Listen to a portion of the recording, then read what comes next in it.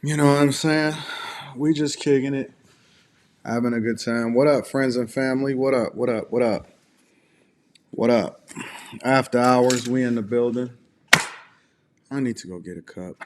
I'll get my cup shortly. What up, friends and family? We just slow motion, man. Genesis 1. I ain't never seen that avatar before. They said, am I dropping a link for this one? Y'all want to kick it with your boy? What up, Trap and Slay? What up? I want to go over this Katt Williams stuff. I've been trying to limit myself and exposure to what's going on out here in these Katt Williams streets because he been out here cooking. I seen a couple of little clips, a little 1 minute and 37-second clip. Then I seen a second 1 minute and 30-second clip, maybe a little bit shorter on Instagram. But you know me, I like to let everybody get their own thoughts off. I don't feel like I need to be first. I'm chilling, man. I'm so comfortable in my own skin. I'm just a workhorse. What up, Trap and Slay? What up, Blake Fields, Daniel, King Crombie? I'm a workhorse. Nicole Lowe, what up? What up? What up? What up? Sam the God, I am, man. I'm just a. Some people got it and just some people don't. Your car in the building, some people got it and some people don't. I can't stand lazy people, man. Before we get into the show, I can't stand lazy people. It bothers me to my core. I went and checked out some other people's stuff over the last few days. Just lazy. Just lazy. Y'all just cutting on the camera and not putting no thought into y'all product. Ain't nobody actually working. I be seeing people take days off and take weeks off and saying I need to get myself together and get my mental health together. Products of the laziness, man. Products of the laziness. What up, Thomas Bell? I see. I got a few clips. Said he aired out the Kings of Comedy. All right, let's go over it. Let's not wait. Let's just get straight into it. It said he aired out the Kings of Comedy. Let's get to it. And I needed you to know why I came by. Yeah, I need you to tell us why. People know I don't go everywhere. I'm not interested in talking to people unless it's like a Larry King or somebody of an amazing ilk that I would actually want to go talk to in real life. Okay. I don't do it so I can sell product, and I got things to sell, so let me come talk. You have a great product here, and as a fan base, we love the attention that you spend on the guest. We love how much work you've done, how well you know them, how prepared you are. The same things that we liked about you in football. You brought that on over to here, and that's why it resonates. And the reason I will say that I hate to say this. I haven't checked out Undisputed or First Take for that matter. I don't check any of those. I'll check out Cameron's Come Talk to Me. It is what it is with Mace, and that's just because those dudes is funny as hell. Shout out to Black Silver. I'm gonna read that super chat in a minute. But I will say that Shannon Sharp, in hindsight, he made a great decision in going out on his own and betting on himself. When you that good and you got confidence in yourself, and I'm no Shannon Sharp, obviously, but I think that I do the same thing. I'm always willing to bet on me, and I'm always willing to bet that I'm better than you when I'm doing what I do, and that you're not going to beat me. And that's why any platform that I've left, anything that I decided that I didn't want to do anymore, they very rarely are any better. They better off without me.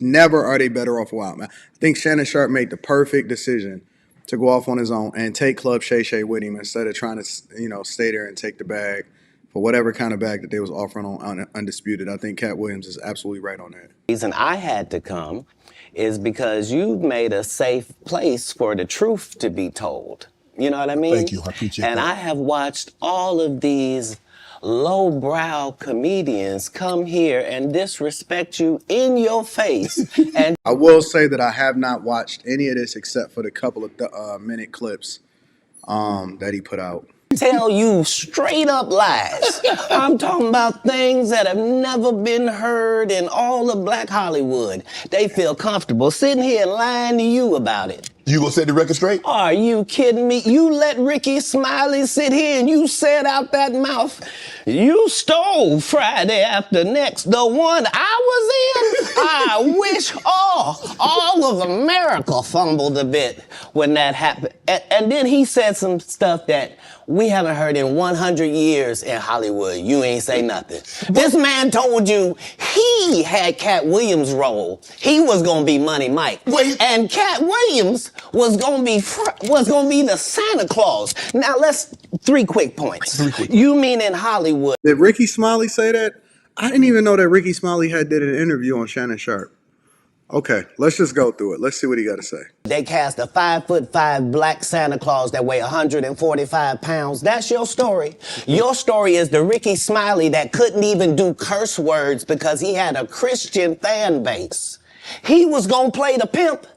Why you didn't ask him why has he played a woman in more movies than he's played a man? Well, I didn't know He shouldn't be able. You wouldn't let a athlete that been on steroids talk about one of the greats. Rickey Smiley can't act because Rickey Smiley can't act. He told you the story about when the movie came out. Where did he say he watched it? At home. He wasn't even at the premiere. You telling this man, you stole that. Oh, so he could get his name in the same sentence with a great one. It is sad. He was just that bitter when we were shooting it. He told everybody, it should have been my role. Everybody on the scene. Why do you think no cast member has ever said anything? He couldn't have played that role like you. I thought he was... Sir, no one... Why no... He was with KD? He beat up Terry Crews? Why nobody know this story? You talking about in Hollywood, they switched off roles. You take this and he... What? So Rickey Smiley knows this. It's because, well, why would he lie? I don't know why liars lie. But I can tell you this. We auditioned in Los Angeles. Yes. I was audition number 201. 200 black comedians auditioned for the role of Money Mike with me. You're saying all 201 of us was auditioning and you had already had the role and had already shot the role in 4 days? The truth of the matter is, the Money Mike in the original script got raped in the bathroom, and that's what Rickey Smiley was okay with. Oh my God. Oh my God. I know a lot of people always say that it's just acting. It's just acting. They just acting. Man, listen. It's certain stuff that you just can't pay me to do. You're not going to pay me to worship the devil. You're not going to pay me to kiss a man or to bend over. And you're not going to pay me to be able to put on a dress. All 3 are a no-go. As grown men, listen, maybe your mama, you was raised by a single mama and she was okay with you putting on a dress. That ain't your fault. When you become a grown man and you have the ability to say yes and no, and you put on a dress in a film, I'm sorry, I just can't. I can't. As much as I respect Tyler Perry's business acumen, I cannot, I will not, and I just do not rock with the idea of a man putting on a dress on a screen and acting like a woman. Again, I respect y'all business acumen. I just can't. I just don't see you the same way when you decide that you want to put on a dress on screen. I just can't do it. Katt Williams had to take the risk in front of the studios and the cast and our powers that be in his very first movie and say respectfully, humbly, guys, if we're talking about anything else, I have no credibility and I have no pull. But we're talking about comedy, right, where I have all the credibility and all the pull. The problem with Friday After Next is we're trying to make a classic comedy. And this comedy involves a rape. And rape is never funny, no matter who it happens to or what the circumstances are. That's a fact. If you would allow me to allow us to do this movie without a black man getting raped in it, I promise you that it will be twice as funny as it would be with him getting raped. Yeah, it's a scene that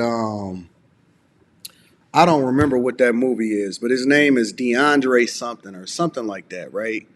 And he played a scene in a movie. Oh man, I forgot what it was, where he was the bunkie of a white guy, and the white guy like made him suck his dick, and he would rape him in the movie or whatever. I don't know if y'all familiar with it. If anybody in the chat can tell me what the name of that movie is, let me know in the chat, and maybe I can pull it up or whatever. But it's a scene, and I seen that scene in that movie, and I forgot what the name of that movie was. And Lockdown. That's the name of the movie. It was called. Shout out to Blake Fields. I love the chat. That's why chat lives matter. It was called Lockdown. You absolutely positively right. And guess what? The dude is like supposed to be like more of a gangster type of dude, right? And when I seen that, I'm gonna just be honest with you. When I seen that, it just didn't make sense. It did not make sense. Like when I seen it, I just couldn't. Like I never ever, no matter how gangster the dude was, um, lockdown scene. No matter how gangster the dude was or anything like that, I never ever was able to make sense of that. I'm gonna put it up here. A lot of people are not familiar with it. DeAndre Bonds, that's his name. Shout out to Fresh One. And I just never was able to make sense of that scene. I mean, never make sense of, like, I never looked at him the same ever again because it didn't, it didn't resonate with me. I just couldn't make sense of it. And so I'm gonna see if I could find the scene, so I can give you all an example, because DeAndre Bonds is actually like, he like a LA dude and all of that, but he was never ever, in my opinion, looked at the same way after that. And his name was Dre, and he met his cellmate called Graffiti, I think his name was. See if I could pull it up for y'all. That's age restricted. Of course it's going to be age restricted. Let me see if I could, maybe I can find it somewhere else. Hold on. Let me see if I can pull it up. Yeah, they age restricted that one. He played, you're right, E Senior. He played Stacy in, one of them movies, one of them black movies that, no, it wasn't Menace to Society. Stacy was the older brother of the girl that he was trying to talk to inside of the movie. I forgot what the name of the movie was. But yeah, he played Stacy in one of them other movies. But let me go ahead and continue to play it. Yeah, man. Then it went left from there. Anyways, the point that I was making is that it's very difficult for you to ever sell me. Is no amount of money, is no amount of equity, is no nothing. The wood. Shout out to the chat. The wood. Is no amount of money that you can pay me to ever play that part. Because you never ever gonna be looked at the same. Nobody can look at you the same after playing that type of part. So considering that's the real story, why would you bring up that story? 35 members of the cast and crew have never brought up that Rickey Smiley was gonna play Money Mike. No one ever saw me put on a Santa Claus suit. We got a wardrobe department. They made a Santa Claus suit for me. Why that wasn't in the bloopers? Why? And here's the other thing. Everything that Money Mike said, Katt Williams wrote. So what Rickey Smiley say on his? You can't say my lines, I wrote them. That's how I already know that I'm gonna be funnier than you. What he told everybody was, Katt Williams, don't nobody know who he is. I'm on the radio. I'm with Steven Said. Everybody know me. That's what he told everybody that would listen to on the set. That's the truth of the matter. He was so egregious, not now, then. He was so egregious that, and Hollywood has never heard this in 100 years. He was so egregious, I put in my contract that I won't work with Rickey Smiley again unless he's in a dress. Now, what was Rickey Smiley's next movie? Was it First Sunday? Did he wear a dress in it? You bet he did. It's in my contract. Why would you put that in your contract, Katt? That's where he's a believable actor. Jesus Christ. Oh my God. This dude has no fear. He has no fear whatsoever. And him talking like this, honey, you okay? What's going on in there? What's going on in there? Honey, what's going on in there? What did you drop? What did you drop? Got to check on this chick. All you hear is do-do-do-do-do-do-do. Talking about she dropped some perfume. Him and Tyler Perry can't play a man to save their life. They play good women, and I believe that the best actor should be in the best role. So that's why, because when we released that clip and he said that, you responded because he said he was supposed to play Money Mike and you were supposed to play Santa Claus. An outright lie. So That he knows is a lie. So why would he say it? Because he's a liar. Nobody knows why liars lie. And that's why I had to come on the program. Cedric did the same thing. Cedric told you when you asked him, did you steal Katt Williams' joke? Yeah. He said, it don't line up. How it don't line up that I did it on TV in 2018? You came to see me at the Comedy Store do it in 2019 and then did it on the Kings of Comedy. Like, what doesn't line up? This is a televised joke that Mark Curry helped me punch up and get to the level that it was. What joke did he steal? That's what I'm trying to figure out. What joke did Cedric the Entertainer steal from Katt Williams? Same Steve that went to go watch Mark Curry do his whole sitcom and then stole everything Mark Curry had. Now Steve got a sitcom where he the principal and he wear a suit and then he gets this high top fade, making all black men think he got the best lineup in the business, and it's a man unit.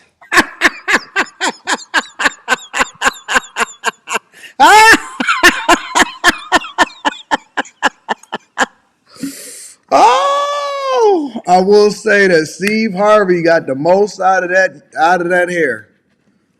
Steve Harvey got the most out of that hair. That's a fact, though.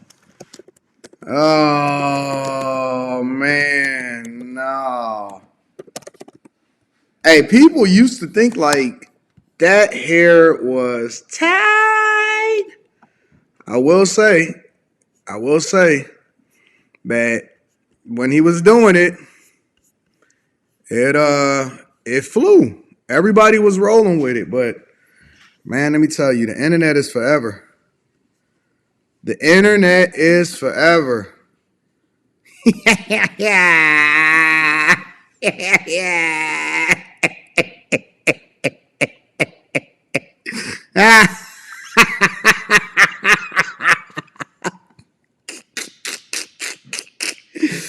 Yo, Steve Harvey was the first one with the original man unit. At least he got rid of it. He ain't hold on to it. Then you asked it, why you not a movie star? I didn't want to be a movie star. This the same Negro that hated on Bernie with this same thing. I didn't want to be a movie star. No, you couldn't be a movie star. There are 30,000 new scripts in Hollywood every year. Not one of them asks for a country bumpkin black dude that can't talk good, baby, and look like Mr. Potato Head. There ain't none. You would have to have range.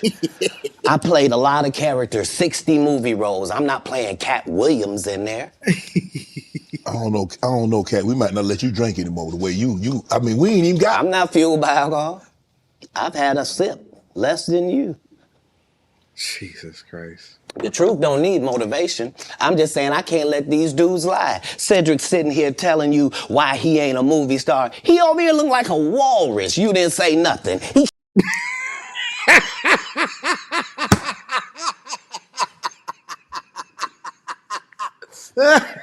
Jesus.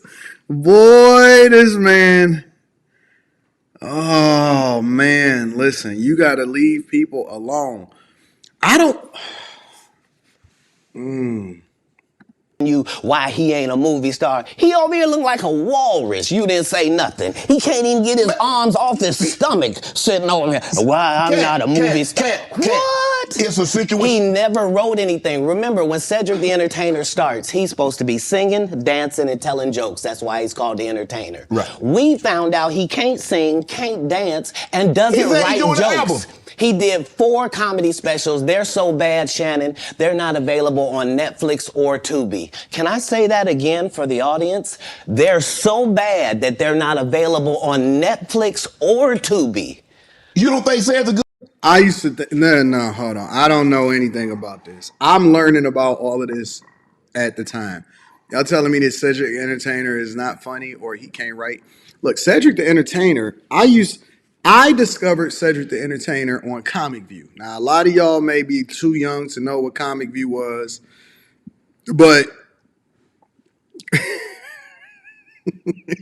some of y'all might be too young to know what Comic View was. But Cedric the Entertainer was legendary on Comic View. Now, I don't know anything about no joke stealing. He's saying that he stole a joke or something like that. So I guess we'll get to that part or something but whatever. But when Cedric the Entertainer, he was one of the funniest people. I used to love listening to Ced the Entertainer on Comic View. He was hilarious. Now, I don't think I've ever seen him on a stand-up. I seen him at the Kings of Comedy. Bernie Mac was actually the dude that was the best at the Kings of Comedy, but that's it. Everything else, I used to love seeing Cedric the Entertainer on Comic View, though. So, A good comedian? The world doesn't think that, sir. I have 12 comedy specials. He has 4 specials that are not available on Netflix or Tubi. It seems to me, Katt, that you had a lot to get off your chest. No. You wanted to set the record straight. Winners are not allowed to allow losers to rewrite history. I don't say any of these things if my name is not breached by these people on your platform. No, Sky, you are wrong. Cedric the Entertainer was funny on Comic View. Cedric the Entertainer was hilarious on Comic View. As far as I can remember. We used to be cracking up. It used to be Comic View, and then right after that, it was BET Uncut. And that's when we started seeing Nelly was swiping a credit card, and Ludacris was listen, that was a different time. It was good times back then. If you give a liar a platform to lie, then I'm not being messy by saying, hold on, that never happened, it's untrue, and there are hundreds of witnesses for each thing I'm saying. So let me ask you this. What is your relationship with Steve Harvey, Rickey Smiley, and Cedric the Entertainer as you sit here currently?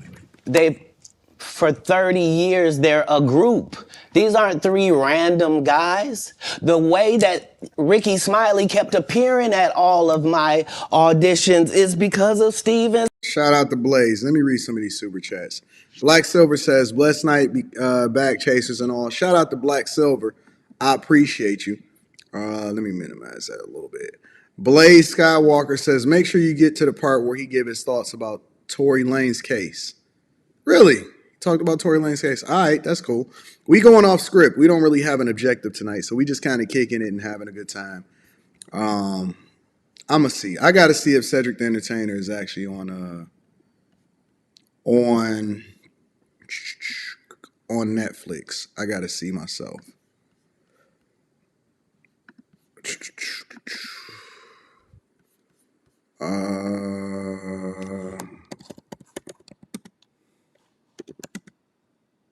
He does. He got right here. This is Cedric the Entertainer right here on it's on Netflix. Why y'all say it's not on Netflix? He got a special right here on Netflix. This is special right here. It says live from the Ville. All right, so that was wrong. He was wrong about that.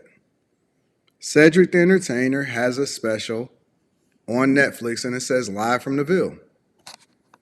I don't know why he said that he don't have no specials on Netflix. He got a special right there on Netflix. I don't know. Maybe he just off. I never seen that special, I don't think.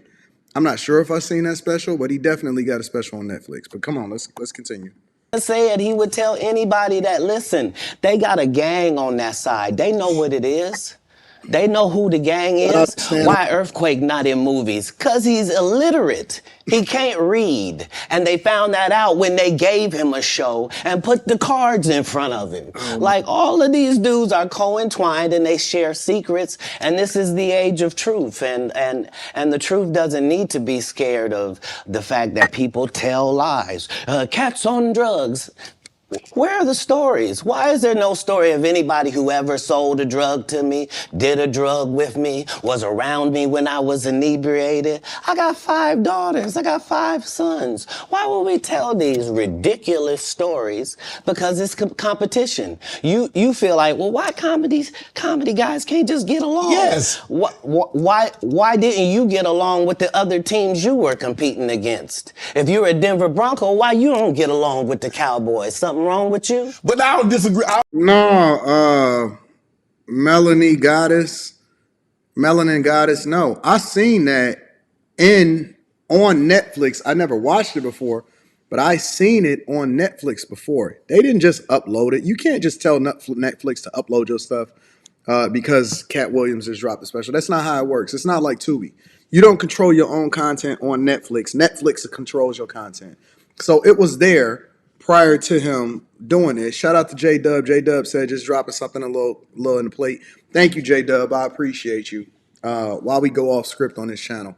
I don't think that he's lying, Sky. I don't think that he's lying. I think he probably just didn't know that Cedric the Entertainer actually had a Netflix special on Netflix. So,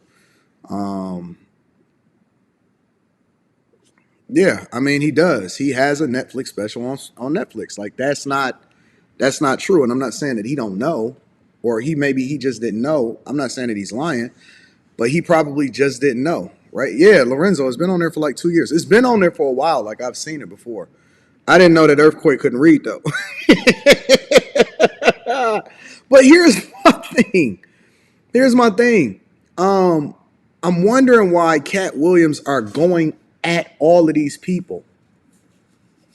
Because I don't remember any of these people actually going at Katt Williams. Now, if Katt Williams is saying that, well, Cedric the Entertainer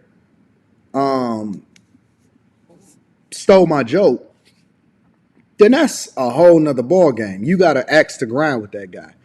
But I didn't see Earthquake say anything about him. I didn't actually see Rickey Smiley on Shannon Sharp platform, so I don't know anything about it. I don't know anything about Steve Harvey versus Katt Williams. I do remember when they had a Steve Harvey versus Katt Williams in Detroit, but I heard that he gonna get to that in this too. But let me continue to see this. All the Cowboys. Katt, damn, you like this? No, that's not. Okay, what comedians do you like? Did you play against the team? Yes. I've taken 46 comedians with me on the road. 46. Okay. I'm not the comedian you can give that to. I only put on comedians that are funnier than me. Anybody that ever told you differently was a fat Faison liar. There's nobody like me in the business. Faison just caught a stray. Faison said that getting a Netflix special is easy. I have 12 specials. Guess how many Faison got? Zero. So why is he? I agree 100% with that because I don't like Faison Love. I think that Faison Love is the biggest hater ever. I think that Faison Love, let me open some of these bills while I'm at it. Faison Love is one of the biggest haters that I've ever seen. Faison Love is hating on Country Wayne for no reason. Faison Love is hating on Country Wayne for no reason. And I heard, and he was hating on Charleston White. I just did a review on that the other day. He was hating on Country Wayne because Country Wayne getting more money than him. And all he keep doing is going on Vlad and going on these other platforms or whatever that ultimately just call him out and say, hey, man, you know what I'm saying? What do you think about this? What do you think about that? It ain't nothing going to do interviews or going on Vlad or nothing, but don't come on there and start hating on other people that's doing it better than you. I can't stand Faison Love. He's like, in my opinion, he's not even funny. He's one of the worst comedians that there is. So I'm glad that Faison Love caught a stray. Blaze Skywalker says, they can act back then as a group. I remember when it went down, Steve Harvey was leading the BS. Leading what BS though, Blaze Walker? What BS was he leading? What did Steve Harvey do? Thank you for the super chat. What did Steve Harvey do that was leading the pack. Now, I know Kevin Hart, he's one of the biggest advocates for being in a group setting, right? So, like, I know that him, Dave Chappelle, Chris Rock, Eddie Murphy, they all support each other. Like, they are heavy. Like, they believe in supporting each other. And I remember that Mike Epps and Kevin Hart was going back and forth. And Kevin Hart was like, yo, I don't have no beef with Mike Epps. Why they mad at him? But I also remember that people was hating on Kevin Hart because he was becoming incredibly successful. And he had all of these different roles and he was working his butt off and he was grinding every single day. And he was one of the most successful comedians. He was doing movies with The Rock and all of that. And it's just because he worked his butt off. And so I'm a big fan. I'm a huge fan of Kevin Hart. And it doesn't mean that he's the funniest comedian, but I think that he understands his role. He works hard. He put his friends on, and he go and get to the bag. Now, I don't know what beef that Katt Williams would have with Kevin Hart, but I guess we're going to find out, huh? Allowed to have conversations about real stand-up people. We do not let people who are on the juice discuss real athletes. That's all. As a journalist, that's all. That's all I'm saying. Okay. I don't harbor any. Hold on, I'm going to keep playing it. Yakar says, Katt said D.L. Hughley is a real one. I think that D.L. Hughley is the fakest one. I can't stand D.L. Hughley. And I think that it's not based off of his comedic chops, but it's based off of his real life takes. I don't like the fact that he was supporting Black Lives Matters. I don't like the fact that he's kind of a feminist. I actually supported D.L. Hughley in the whole confrontation, and I was on his side when it was between him and Monique. Now I think that Monique is a hack. But I think that D.L. Hughley is corny for his takes, especially when he supposedly stand for Black Lives Matter and always supporting Black community. But every time I see him, he be on Vlad TV. Ain't nothing wrong with Vlad TV, but don't talk that black stuff to me. And then the only platform that you appear on is Vlad. And you always talking about this Black Lives Matters and this racism, and he's enabling people to go into Victim Olympics. I'm not a fan of D.L. Hughley, the radio personality. I am a fan of D.L. Hughley, the comedian. And I'm not a fan of D.L. Hughley, the politician. And I think that Monique is a hack too, but we'll get to that. Blaze says, look up when Katt went off on Steve in his stand-up back then. Years ago, he tells what happens. Yeah, we're going to get to it. Shout out to you. Thank you, Blaze. Thank you for continuing to hold me down, big dog. Resentment to any of these entities because I can't be jealous. I've never seen them have anything that I ever wanted. If you sign up for their program, you get a light-skinned, weird-faced wife that never do an interview. Oh, man, come on. Listen, in 20 years, won't do an interview. Nobody's ever talked to her, and she's never been interviewed anywhere. And now, understand, I'm not talking about one person. What I just told you applies to 7 people. How they all end up with that. That's part of what you get. I came in this business saying I was going to expose. When I talked about Michael Jackson, when I talked about R. Kelly, they canceled me for these things because why would you talk about another black dude? Race is not where the line is drawn. Agreed. It's God's side and the other side. I agree 120,000%. I agree 120,000%. And see, all of these blackity blacks, now they're going to switch over to Katt Williams' side.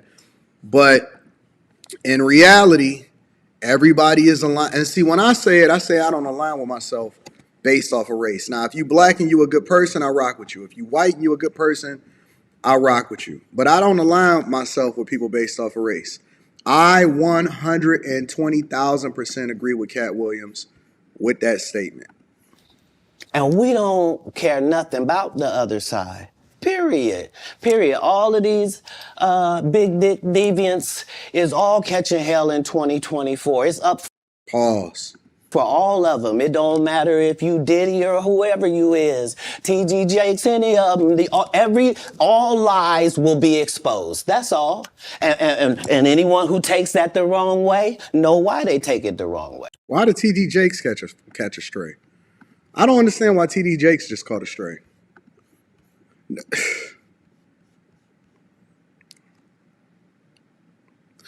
Anybody could be accused of anything. I just don't believe in saying something to somebody about somebody just because it's popular to say it. But we'll continue. I'm gonna read y'all super chat shortly. Shout out to y'all for holding me down. The truth is the light. I need to have another one of these. Amen, amen. Gee. I kind of get on it. Noble Hotep says, I'm with Katt Williams 10 toes down, and I respect two truth tellers. Come on, man. Listen, we got to be objective. It's some stuff that he may say that I agree with, and it's some stuff that he say that I may not agree with. Listen, y'all been rocking with me, and y'all rock with me hard. Say TD Jakes was allegedly at a Diddy party. So what does that mean? I done been at parties with people that probably turned out to be criminals too. That don't mean that I'm a criminal, and that didn't even mean that I knew that he was a criminal and that he was doing what he was doing when I went to their party. That don't mean nothing. I don't care if you was at a party. Jesus Christ. Y'all just like gossip. Y'all just like little girls, man. Unless I have, what's the difference between y'all supporting a rumor and women accusing men of something that they didn't do based off of believe all women? Y'all only believe half of this stuff because y'all don't like the person that they saying it about. And unless evidence come up to the contrary, how are y'all any different than these modern women that just accuse guys of stuff in order to come up off of a bag for them? Unless you got evidence, unless you got a video, unless you know something and you got something else, or somebody accusing them and they saying or they seen something or it's a video of it, I'm not just going to automatically believe something that somebody say because that's corny. That's the same thing that we advocate against. It don't matter if I like the person or not. I don't like D.L. Hughley, but I did not like the fact that Monique tried to accuse him and come after his family. And so I'm objective enough to separate how I feel about D.L. Hughley and what he supports from a political perspective, from his comedy, and also from what it is that he's being accused of. And so everybody jumped on the bandwagon just because they like Monique, all of them modern women, because they jumped on the bandwagon. And it was Monique versus D.L. Hughley, and people picked a side. But I don't just automatically go with something just because somebody make it up as a rumor. You can't just say, well, I'm going with it because I respect the truth tellers. How do you know it's the truth? Maybe they're misinformed, or unless they give us more information, all we can go off of is what people allege. You can't just automatically say something about somebody and just roll with it. Because just because you believe it don't mean that it's the truth. Come on, man. Come on, man. Grow up, y'all. Grow a pair of balls and think for yourself and stop being a part of the woke gang. Make an informed decision. That's why y'all keep getting finessed to vote the way y'all do. Yeah. Right. No, TD Jakes was staring down at that rainbow cop when he was dancing in front of him. What the fuck you talking about? Like, that don't mean nothing. Man, y'all dumb, man. For that, I don't really kind of know where to go. Let me, one more time. Right. We good now? Because the people want to know, why would he get blackballed? Yeah. Oh, because So the young boy suing him is false? Yes, motherfucker. Anybody can file a lawsuit. Literally, anybody can file a lawsuit. That does not mean that it's true. Anybody. It was over 2,500 lawsuits that was filed as far as the Adult Survivors Act. You think that all of them hoes is telling the truth? Man, snap out of that shit, bro.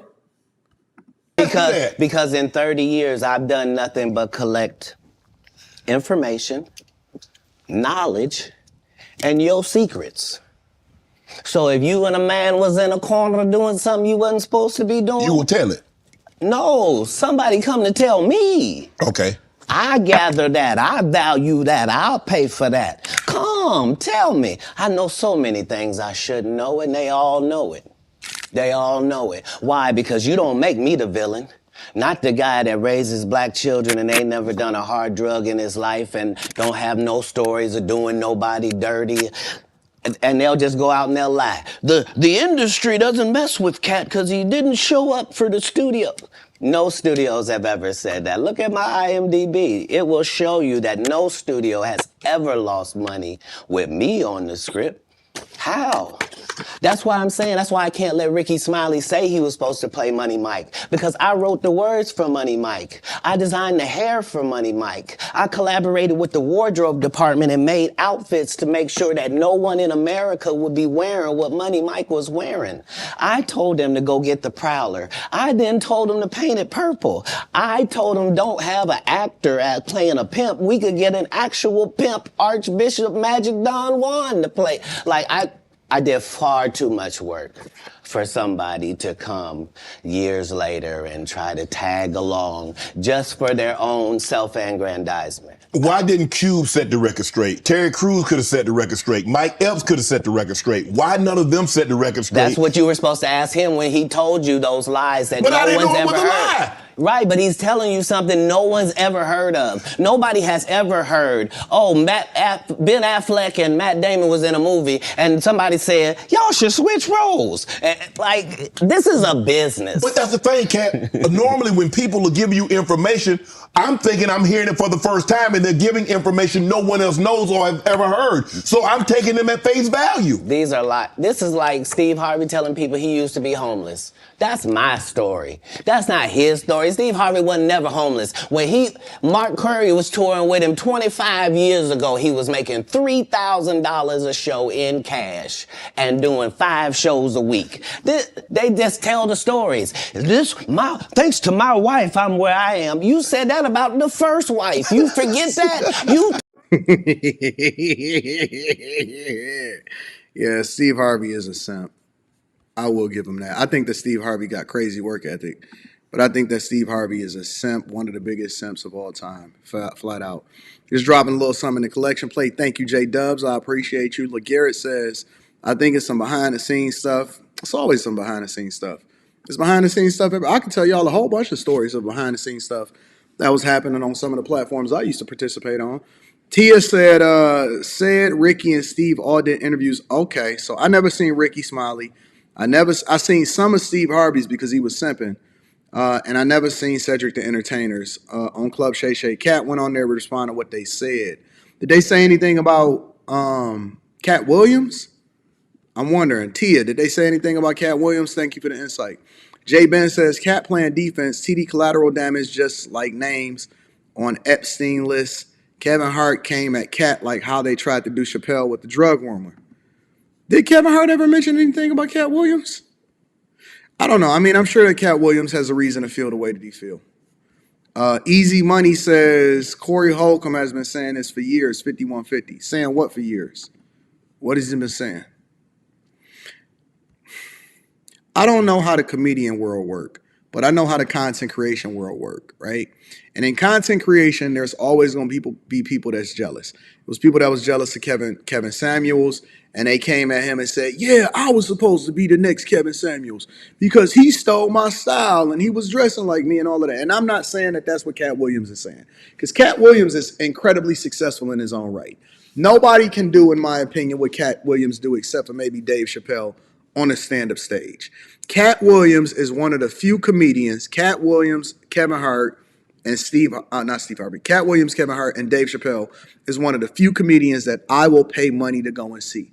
Now, when it comes to live shows and stuff, I'm very, very careful. I don't just go to concerts anymore. I don't do any of that stuff.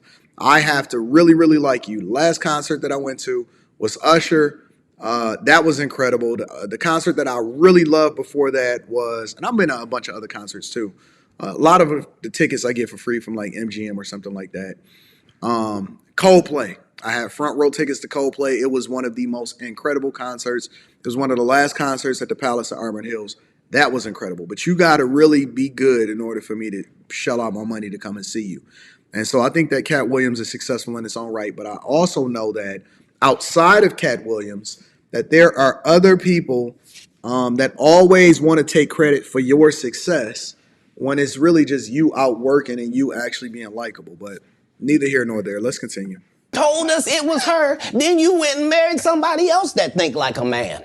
Like, what are you talking about? They think they can rewrite history. Guy Torrey did a beautiful special about the Comedy Store and Fat Tuesday, where he said that Steve and Cedric and Kevin Hart and Tiffany Haddish came through there and made... All lies. Steve and Cedric never performed at the Comedy Store at all. Tiffany was only seen at the Laugh Factory. In 15 years in Hollywood, no one in Hollywood has a memory of going to a sold-out Kevin Hart show, there being a line for him ever getting a standing ovation at any comedy club. He already had his deals when he got here. Have we heard of a comedian that came to L.A. and in his first year in L.A. he had his own sitcom on network television? Nah. Kevin Hart, from what I'm just reacting to it based off of what Katt Williams is saying. So I don't know. He's the expert in it. He knows more than I do. I'm just giving my humble opinion based off of following the career of Kevin Hart. Kevin Hart used to be working his butt off. And I do remember that Kevin Hart really started catching a wave once he did a stand-up for Shaq. He did like a Shaq's comedy special. And I knew that Kevin Hart was really going up. Like he did Laugh at My Pain, that was popping. And Kevin Hart used to always scale up his tours. So he would go to the comedy clubs and he would start doing the same set and he would refine it at the theaters. And then eventually he started going into like the bigger venues. And then it started exploding into whole big old arenas. And Kevin Hart would tour all year long. He would work and he was touring. Huh? You went to go see Kevin Hart twice? I seen him once in person. Both shows was packed. Sold the hell out and packed. And I went and seen him at the Fox Theater. And then we both went and seen him at the Fox Theater together. And it was packed. It was popping. That was a great show. Everybody on that show was hitting. And Kevin Hart was funny as fuck. And you went and seen him in Chicago. That was when you went with Stacia, right? Yeah, Kevin Hart was funny as fuck. But I seen him on that Shaq's comedy special with D. Ray Davis. It was like an all-star weekend. It was D. Ray Davis, Kevin Hart. I think Tommy Davidson was on there. And that whole lineup was popping. I was rolling. So Kevin Hart put the work in. I don't know what y'all talking about. Had his own movie called Soul Plane that he was leading. No, we've never heard of that before that person or since that person. What do you think a plant is? Maybe people don't understand the definitions of these words. He just did his documentary with Chris Rock where he shows you that his whole upbringing in comedy was on the East Coast. Yeah, it was. So how simultaneously was he here in Los Angeles doing the same thing? I actually read Kevin Hart's book. It was really, really good. It didn't happen. It didn't happen. And I hate to seem like a petty individual for picking up. Somebody said, let me redress this. Somebody said, I love Kev's stand-up, and Anton, he's talking about before that, how did he start in full-fledged movies and Netflix specials? The same way that fucking Chris Tucker got started in full-fledged movies before he started doing all of that. The same way that Mike Epps starting in full-fledged movies before he started doing that. The same way that Tommy Davidson was starting in full-fledged movies before he ever went on tour. The same way that Jamie Foxx was starring in full-fledged movies before he ever did it. It's so many different comedians that all of us discovered in a movie before we really started discovering their stand-up specials. And those comedians still can't sell out a stand-up. I seen Pierre doing stuff, and he ain't never been funny. We discovered Faison Love, and Faison Love ain't never been funny, but Faison Love got popping as a big worm inside of Friday. How is it any different from any of these other comedians that y'all discovered before y'all seen them on screen? Most of these comedians that y'all discovered them in the movies. You did not discover them going to a comedy show. Y'all don't even go to shows like that unless they big. How was it any different from every other person outside of what you just said to Eddie Murphy? How was it any different than any... All of the comedians was on Def Comedy Jam, but he said that Kevin Hart wasn't selling out comedy shows. None of these comedians was selling out comedy shows. When did you ever see Faison Love sell out a comedy show? But I seen that motherfucker in, not Wedding Crashers, but the movie with Vince Vaughn. He had a couples retreat. He was in couples retreat. There's no reason why Faison Fat Love should have been in couples retreat. There's so many other comedians that could have been in couples retreat. But Fat Love was in couples retreat. How did Faison Love get in couples retreat above everybody else? A huge movie with Vince Vaughn. How is it any different? How is it any different? Almost all of these comedians you discovered in movies first. So why do we then single out Kevin Hart to justify the argument? Why do we single out Kevin Hart? Where did Mike Epps come from before Ice Cube put him in a movie? Where did Chris Tucker come from before Ice Cube put him in a movie? Okay, so he was on Def Comedy Jam. But was he ever selling out shows, though? I mean, listen, if we're going to be objective, and I could be wrong, but I'm going to give my opinion because I'm reviewing it just like everybody else, and I'm old enough to actually remember a lot of this stuff, but I'm not too old to where I'm not really in the know of how things played out because I actually was participating and seeing what was happening out here in these streets. How is it any different? How is it any different? Part lies, but Jussie Smollett gonna keep lying until you say we don't believe you. Like, it's important in the checks and balances of the universe that liars not get to make complete narratives for themselves. Are you not afraid about being blackballed again? These As a matter of fact, actually, the first movie I believe that Kevin Hart really got his start in, if we really just want to be transparent, was that Dame and Dash movie. It wasn't even Soul Plane. It was a Dame Dash movie that Kevin Hart got his real first start in. Dame Dash helped put Kevin Hart on. Come on, man. If we want to have a conversation, let's just have a conversation. Dame Dash even said it in the interview. Paper Soldiers, that's the name of the movie. That's the first movie that I ever discovered Kevin Hart in, and it was called Paper Soldiers. And Dame Dash was the one that put Kevin Hart on in a movie. And they said that he did well and he was professional, and that's what started getting him noticed. Dame Dash put Kevin Hart in his first movie. It ain't have shit to do with Soul Plane. Soul Plane came later. Paper Soldiers was the one that Kevin Hart really started getting it popping in. Come on, man. Listen, I love Katt Williams. I think that Katt Williams is one of the funniest people ever. But if we just gonna be real, then let's keep it 100. Let's keep it a stack. Let's keep it a stack. Let's keep it 100. Come on. I know y'all want to hate Kevin Hart so bad. Kevin Hart wasn't the solo person why people went and seen Soul Plane. It was 1,000 comedians, including Snoop Dogg, and Soul Plane. Most of the people went to go see Soul Plane because of Snoop Dogg was in it.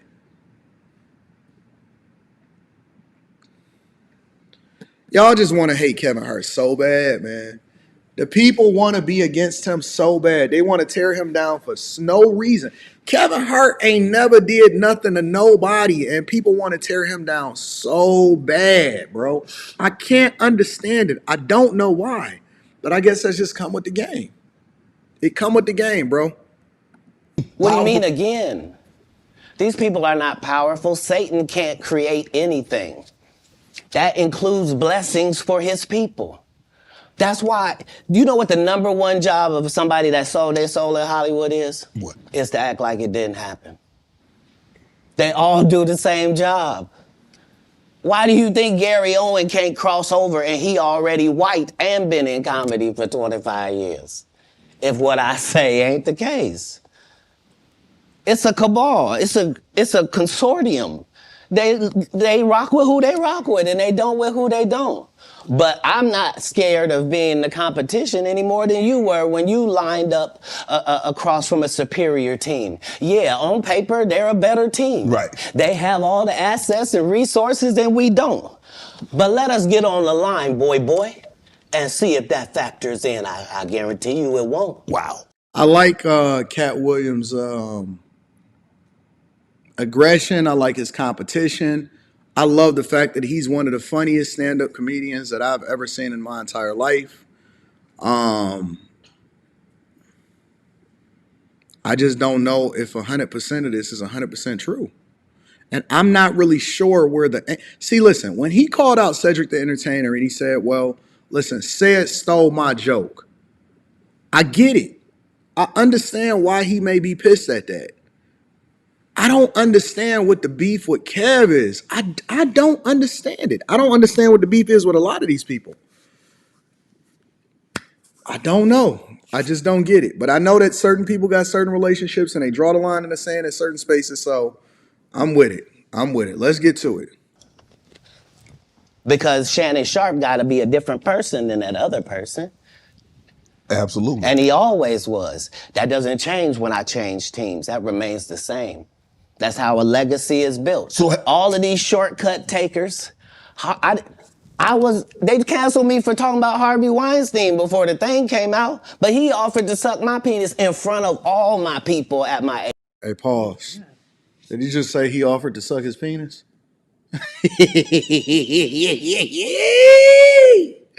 Hey, hard pause on the play. We're not just gonna skip past that. Harvey Weinstein offered to give you a. So Harvey Weinstein and his homies buzzed down Holly Berry, and then right after that, he was looking to give you a slob on the knob. Oh, dog. Yeah, that Hollywood is demonic. I don't even want to go over. I don't want to go nowhere. I just want to stay in my little bubble in Detroit with y'all on this live stream, having a good time and reacting to these videos and having differences of opinion. That's all I want to do is have differences of opinion. That's all I want. I don't want no problems, no trouble, no none of that. Just give me my little difference of opinion things, and we can go from there, family. Agency. What am I supposed to do?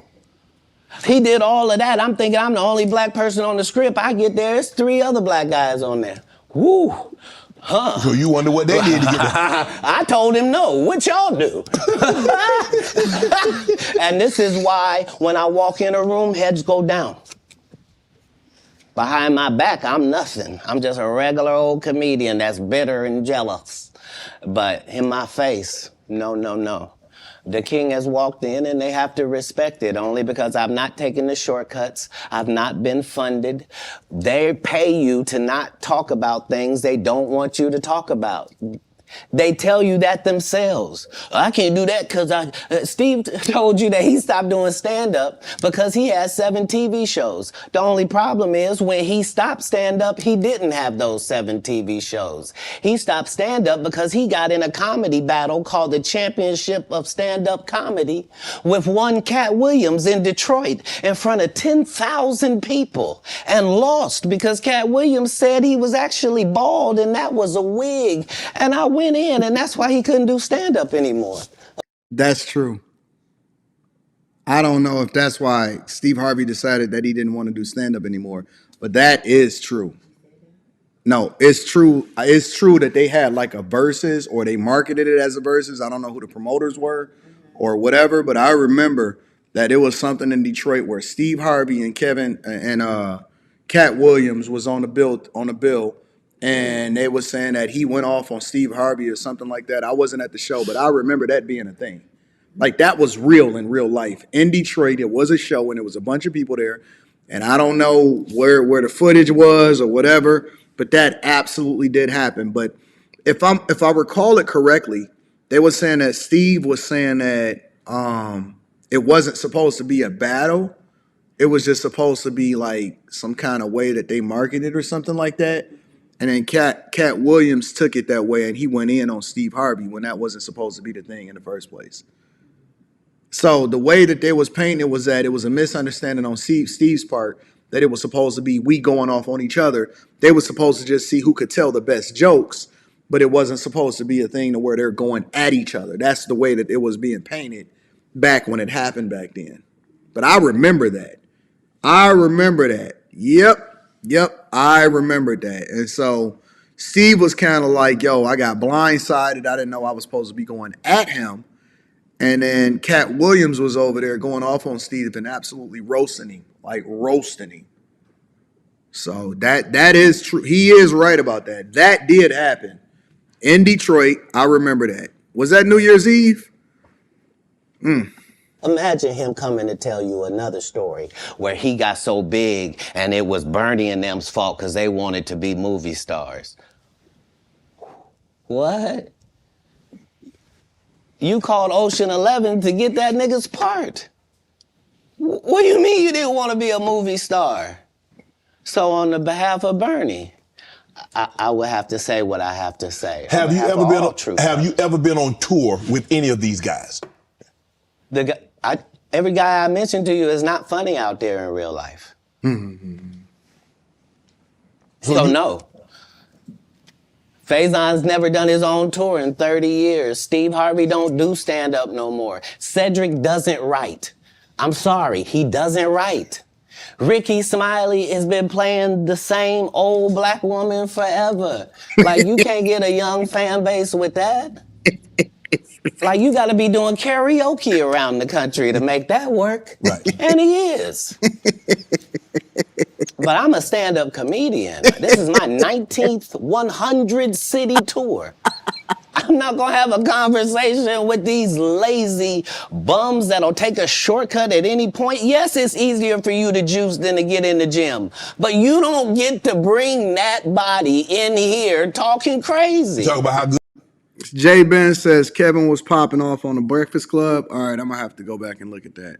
Thank God for the internet, because we can go back and track all of this stuff and see what really happened. Carl Oakley, shout out to you for the 20 ball, says, I think what he's saying in summary is that all of these comedians and people kiss the ring and are following the script by their handlers. Kevin Hart wore a dress when he specifically said he wouldn't, and he blew up after that. What did Kevin Hart wear a dress in? I don't remember Kevin Hart wearing a dress. Let me see. Kevin Hart dress.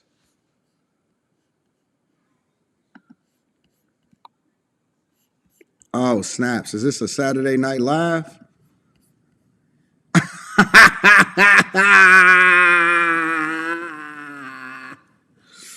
Oh, no. I ain't never seen this before. Talking about this right here? I ain't never seen that before. Have you ever seen that? I ain't never seen that before. Oh, no. Oh, no. Yeah.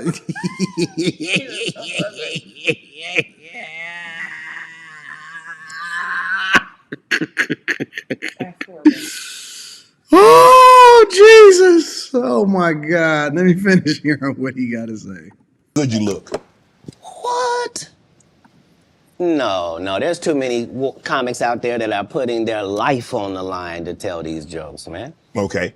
Let's get to your upbringing. We're going to circle back and we'll get some... I want to protect him real quick, because you had said for the Kings of Comedy, it was in 2018, 2019, but did you mean 1999? Because it came out in 2000, so I just want to make sure. No, I didn't. No. So what I meant to say was, remember, he said I couldn't do stand-up anymore.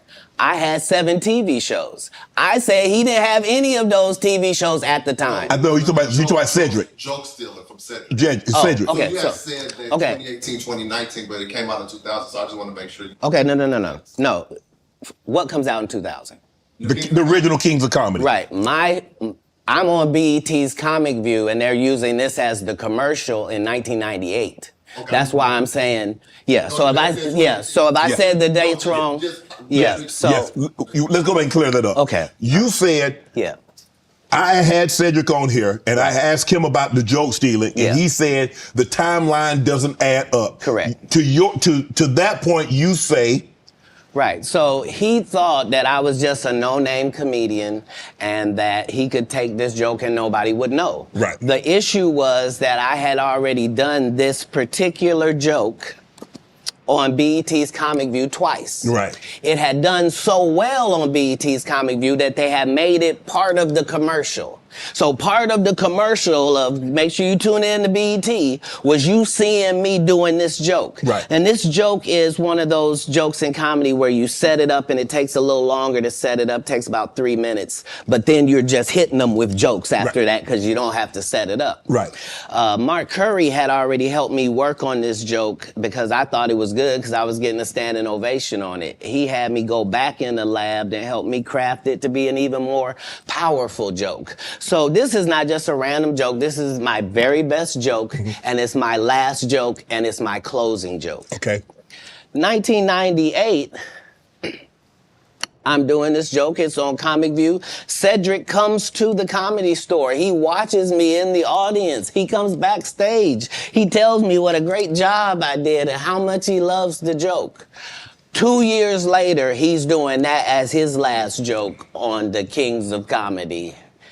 That's not cool. That's not cool at all. That's never cool when you're doing somebody else's joke. 40 Shorty says, yo, AD, I've been watching you for a couple months, and now I'm a bag chaser. As of today, I got to pull out the round of applause. I'm making moves in real estate. Would love some insight. All right, listen, we're going to have to tap in. I'm doing a live stream this weekend on stocks. We got Stock Club on Sunday, so I'm going to do that exclusively just for the chasers. And I'm dropping a video for the bag chasers probably on Saturday. So shout out to you. Shout out to my people out here in the chasers. Make sure you tap into the Patreon. Link is in the description as well as pinned to the top of the chat. Shout out to you, big dog. And he's doing it verbatim. He's just changed my car into a spaceship. Him and Steve had already apologized for me, so I gave him a pass for a decade. Why would you sit here and be like, I saw Katt 30 times, and Katt didn't do, as I stand before you, Shannon, I would have bust Cedric's stomach.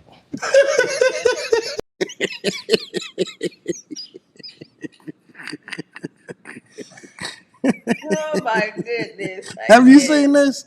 No. That's your first time hearing this? Yes.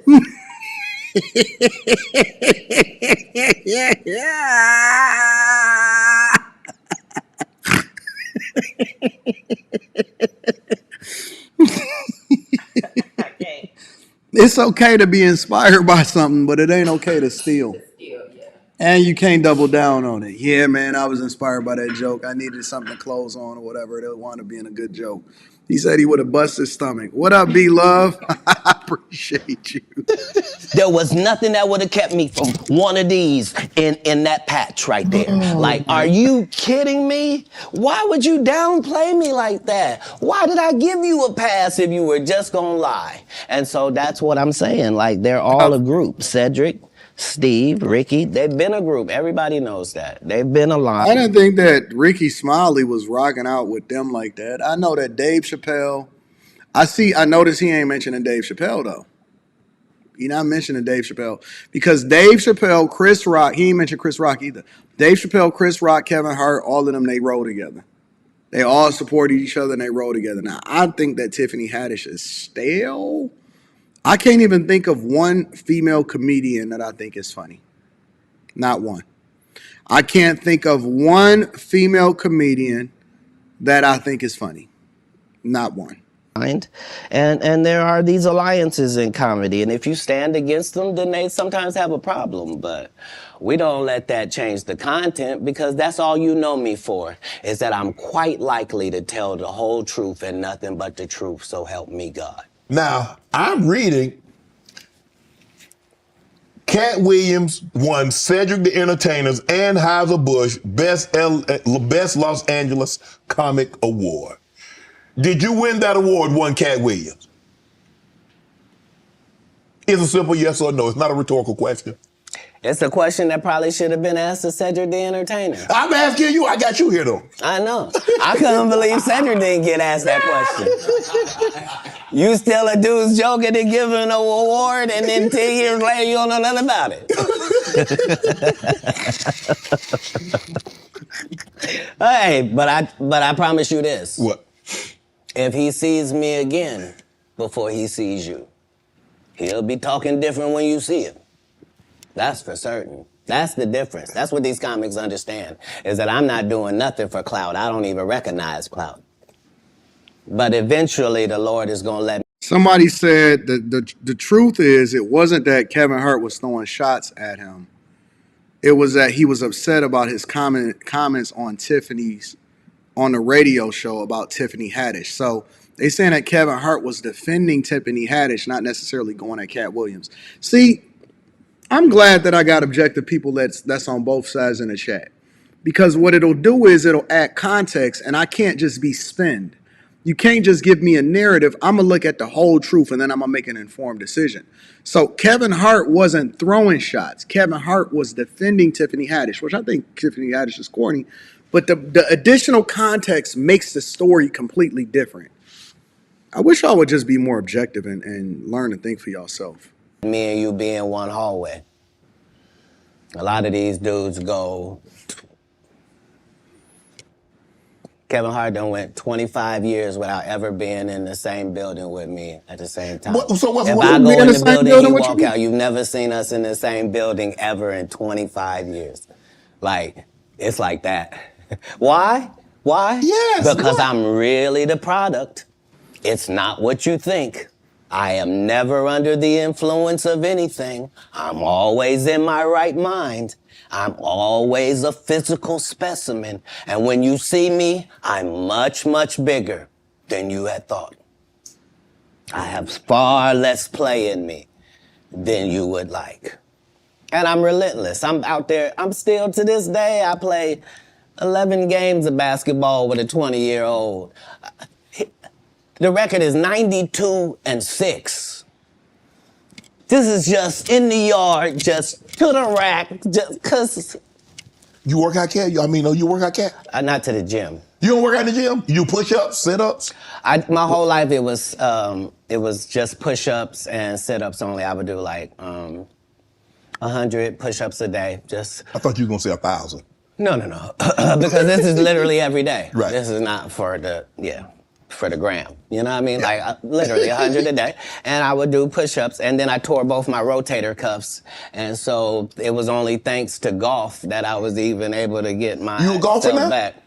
I've been a golfer for quite some time. My short game is impeccable. I can't get you but 2 and some change off of the tee. Off the tee, but I'm still coming in for par guaranteed. Are you playing for the tips? No. I've found that you don't get anything for that. It seems very egomaniacal. They go, hey. I know we're joking, we're having a great conversation, but you did win the award. How did the award help your career? It had to help something, Cat. Nope. God, come on, Cat. I didn't remember it happened till you just said it. How can Cedric give you an award that was worth something? Jeez. Everything Cedric and Rickey Smiley ever been in got canceled for not being funny. Rickey sat here and told you that they cut him out of every movie he did. They always had a reason. Like,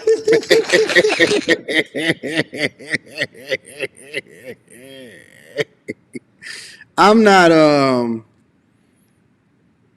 it's hard for me to just be laughing at people that's a comedian. I also understand that it's a very hard industry to get in. I would love to try it just to get laughed off the stage or to get booed and see what it's like to actually live in the shoes of a stand-up comedian, because I know how difficult it is to work the crowd, be funny, all of that stuff, and then get to the top of your thing. But there's certain comedians that just don't do nothing for me. Tiffany Haddish, nope. Monique, all she do is get up there and cuss and say baby a lot. Rickey Smiley, he has said a couple jokes that I thought that was funny. But for the most part, I don't think that Rickey Smiley is funny. D.L. Hughley was funny when he would go in a crowd and cap on people. It's only a few people that could really get it, like Katt Williams, Dave Chappelle. I love Kevin Hart's stand-up specials. Those mugs be funny. Laugh at My Pain, and there was another one that was it was hilarious, and I was on the floor when he was talking about his son, and his son was wearing corduroys and all of that. That junk was hilarious. Even Chris Rock, like, some of it is funny, but a lot of it is just like, you know what I'm saying? It don't do nothing for me. So I got a different type of personality and sense of humor. Just because you vulgar don't necessarily mean that it's hilarious. I think that Tommy Davidson was incredible for Shaq's All-Star Comedy Jam. D. Ray Davis was really, really funny, especially when I seen some clips of when he was going at a lesbian that was in the crowd and stuff. So it's a lot of stuff that I just don't think is funny, and it's a lot of stuff that I do think is funny. But I got a different type of personality. That's why I'm funny, because I'm a happy person. I laugh all day long. I can't even imagine the misery of these bums. Just to not be good at what you do, not work hard at what you do, but have to act like you the best at what you do. It is crazy. It's crazy. But they be touring, they be doing like 100 shows a year. That's me. I don't know how anybody can say that Kevin Hart is not funny when the dude has some of the funniest specials that I've ever seen in my life. I just think that people be hating on Kev. I just genuinely do. I think that people hate on Kev. I don't run into none of them. That's what I'm saying. If you a Faison Love fan, you mean you've been a fan of him for 32 years, you still waiting on him to do his first special?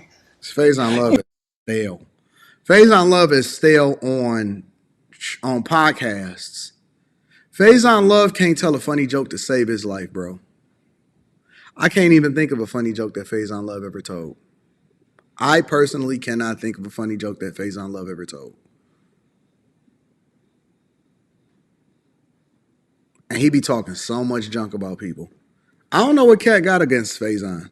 You mean to tell me if Steve Harvey your favorite comedian, you mean you've been waiting for him to do stand-up for 15 years now? I mean, Steve got a lot of other DL's still out there. None of those irons matter to stand-up.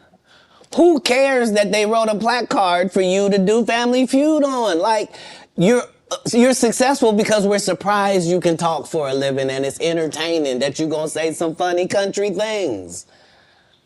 But not a writer. Right. Not a writer. When you got into stand-up, was crossing over, was doing TV, was doing movie, was that a part of it? You're like, okay, I'm doing stand-up. Okay, the next progression is TV movies. Throughout the history of stand-up, sir. That's the goal for all of us. That's how it goes. That's why when you hear these dudes talking about, oh, I didn't want to be a movie star, you just know it's disingenuous. Like, what are you talking about, dude? Yeah, oh, no, I just wanted to do a game show. Right. What? Are you sure? I think that Steve wanted to get rich. And I don't blame him for that. I think that Steve Harvey is a simp. I think that Steve Harvey also understands his range, but I think that Steve Harvey wanted to get rich. I don't think he was just doing it for the love. I think he was doing it for the money, which I can't blame him for. Are you sure? Because I thought you did Mark Curry's show over after he had just done hanging with Mr. Cooper. Why would you do all of that man's stuff that he did on his show on yours and then do the dude's stand-up when you go on the road? And then you never put Mark Curry on your show or nothing. Like, if you don't say anything, these dudes will run over you. I don't know if you know how bullies operate. I but do. If you don't stand up for yourself, there really is nothing they won't do. Right. Do you consider yourself a king of comedy? Where does Katt? No, they consider that. Oh, that. Like when after Bernie left, them same three guys I'm telling you about, the Kings. Yeah. Right? Because DL is the greatest. Yeah. There's no DL slander gets tolerated. But they came to me. I was supposed to be the fourth king. I got the offer. Then what happened? But I turned it down. Why? Because you shit on Bernie. And I know the truth. You think I'm gonna let you shit on Bernie and then come get me? I'm the next king? Fuck you. Why? Because the whole time Bernie was here, you was acting like you was funnier than him. The reason you was supposed to go last is because it was your tour. Tell the truth. It was Steve's tour. Not it was going to be called the Kings of Comedy. It was Steve's tour. These are the guys opening for him. Of course you got to close if it's your tour. That's why it was such a big deal. But you couldn't do it because you can't beat the best. And until you humble yourself, you will forever be kinged by the king. That's true. Wasn't nobody on that tour bigger than Bernie Mac. And everybody, I remember my older cousin, it was a girl, and she was like, "Oh my God, Bernie Mac is coming on TV tonight," and stuff like that. This was before the Kings of Comedy. This is the first time I ever discovered who Bernie Mac was. I'm like, "Who Bernie Mac?" And that dude was hilarious. And the cream is gonna rise to the top. The cream is gonna rise to the top. In whatever respective field that you in, eventually the king is gonna rise to the top. That is a fact. Now I'm absolutely agree. It's some stuff I disagree with him on, and it's a lot of things that I agree with him on. And the fact of the matter is, you I feel as a content creator, for example, as an interviewer, as any of that stuff, I feel absolutely positively in my comfort zone going against anybody as a content creator, debating points, talking about. There's certain people. I understand exactly what Katt Williams is saying because there's platforms that know that I am the best in this space, especially when it comes to talking about finances and talking about relationships. But they will invite everybody else around me onto their platforms.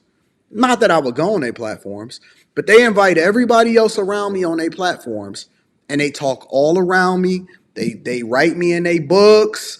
They have them all on these platforms. They invite some content creators that ain't even remotely in my league, not even numbers wise, none of that. I did over 100 million views last year, and I'm gonna double that this year. I'm gonna do 250 million views just on my platforms alone, and they will not invite me onto the platforms. They know who I am. They know my name. They know all of that, but they will not invite me onto the platforms at all. It's just the way that it is, and it's because I believe that it's because I am the show, and where I go, I take the people with me, and I will show up every single person that is on that screen, especially on a live stream, because on a live stream you can't edit it out. See, if you just do a pre-record, what I put inside of my contract is that you got to release the whole thing in its entirety. So no matter what it is, if I do an interview or if I go on a platform, if it's pre-recorded, you got to put out the whole thing. No edits, no skips, no cuts, right? But on the live stream, you can't be controlled.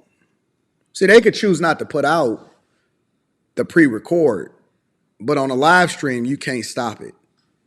You can't stop it. Like, you gonna get embarrassed, and you know you're gonna get embarrassed. I'm gonna shut you down. I'm gonna absolutely destroy you in every way, shape, or form. And so they make sure that they don't. Why would I be mad? I make more money than everybody on this bitch. Why would I be mad? Nobody get more money than me. Unless you MKBHD or whatever his name is, Marquise Brownlee, or unless you Mr. Beast, or unless you one of these huge streamers, as far as that's in this space, ain't nobody getting no more money than me. Ain't nobody getting the bag bigger than me. Not on in any way, shape, or form. They not getting more money than me. Nobody. So why would I would never be mad. I'm cool. I'm with it. I'm cool. I would never be mad. I'm with it. It just is what it is. That's the game. And so you can't out king the king. Because when I come and when I show up, I'm shutting everything down. That's just the facts. And because you finally did it, because you didn't have no other choice, and now that he gone, you gonna act like he wanted to be a movie star. You stop it. You stop it. That man was funnier than all of y'all, and y'all thought y'all had one over on him. You thought he was black and ugly, and you were good looking, and he couldn't make it because you did. And that ain't the way comedy works. The king is the funniest. Period. Every time. And that's why no audience member was ever swayed. It didn't matter where Bernie went. You think if Bernie went first, he wasn't the king? Get out of here. At the time, Bernie Mac was the king. He was absolutely the king. You didn't really have Dave Chappelle on the scene like that at that time. I wouldn't even want to go on tour with, if I'm a comedian, I wouldn't want to go on tour with Katt Williams because Katt Williams is too good. Like, you can't really come after Katt Williams. You kind of got to come before him. I wouldn't want to go on tour with Katt Williams. Get out of here. Get your ego out of this. You let the best be the best, right? Katt Williams, ladies and gentlemen. Thanks for coming on, bro. I really appreciate that. Let me switch over to Gary. Well, let me see. I think he got another one where he was talking about Kevin Hart specifically. Let me see if I can get that up. In 15 years in Hollywood, no one in Hollywood has a memory of going to a sold-out Kevin Hart show, there being a line. Oh, he already talked about that.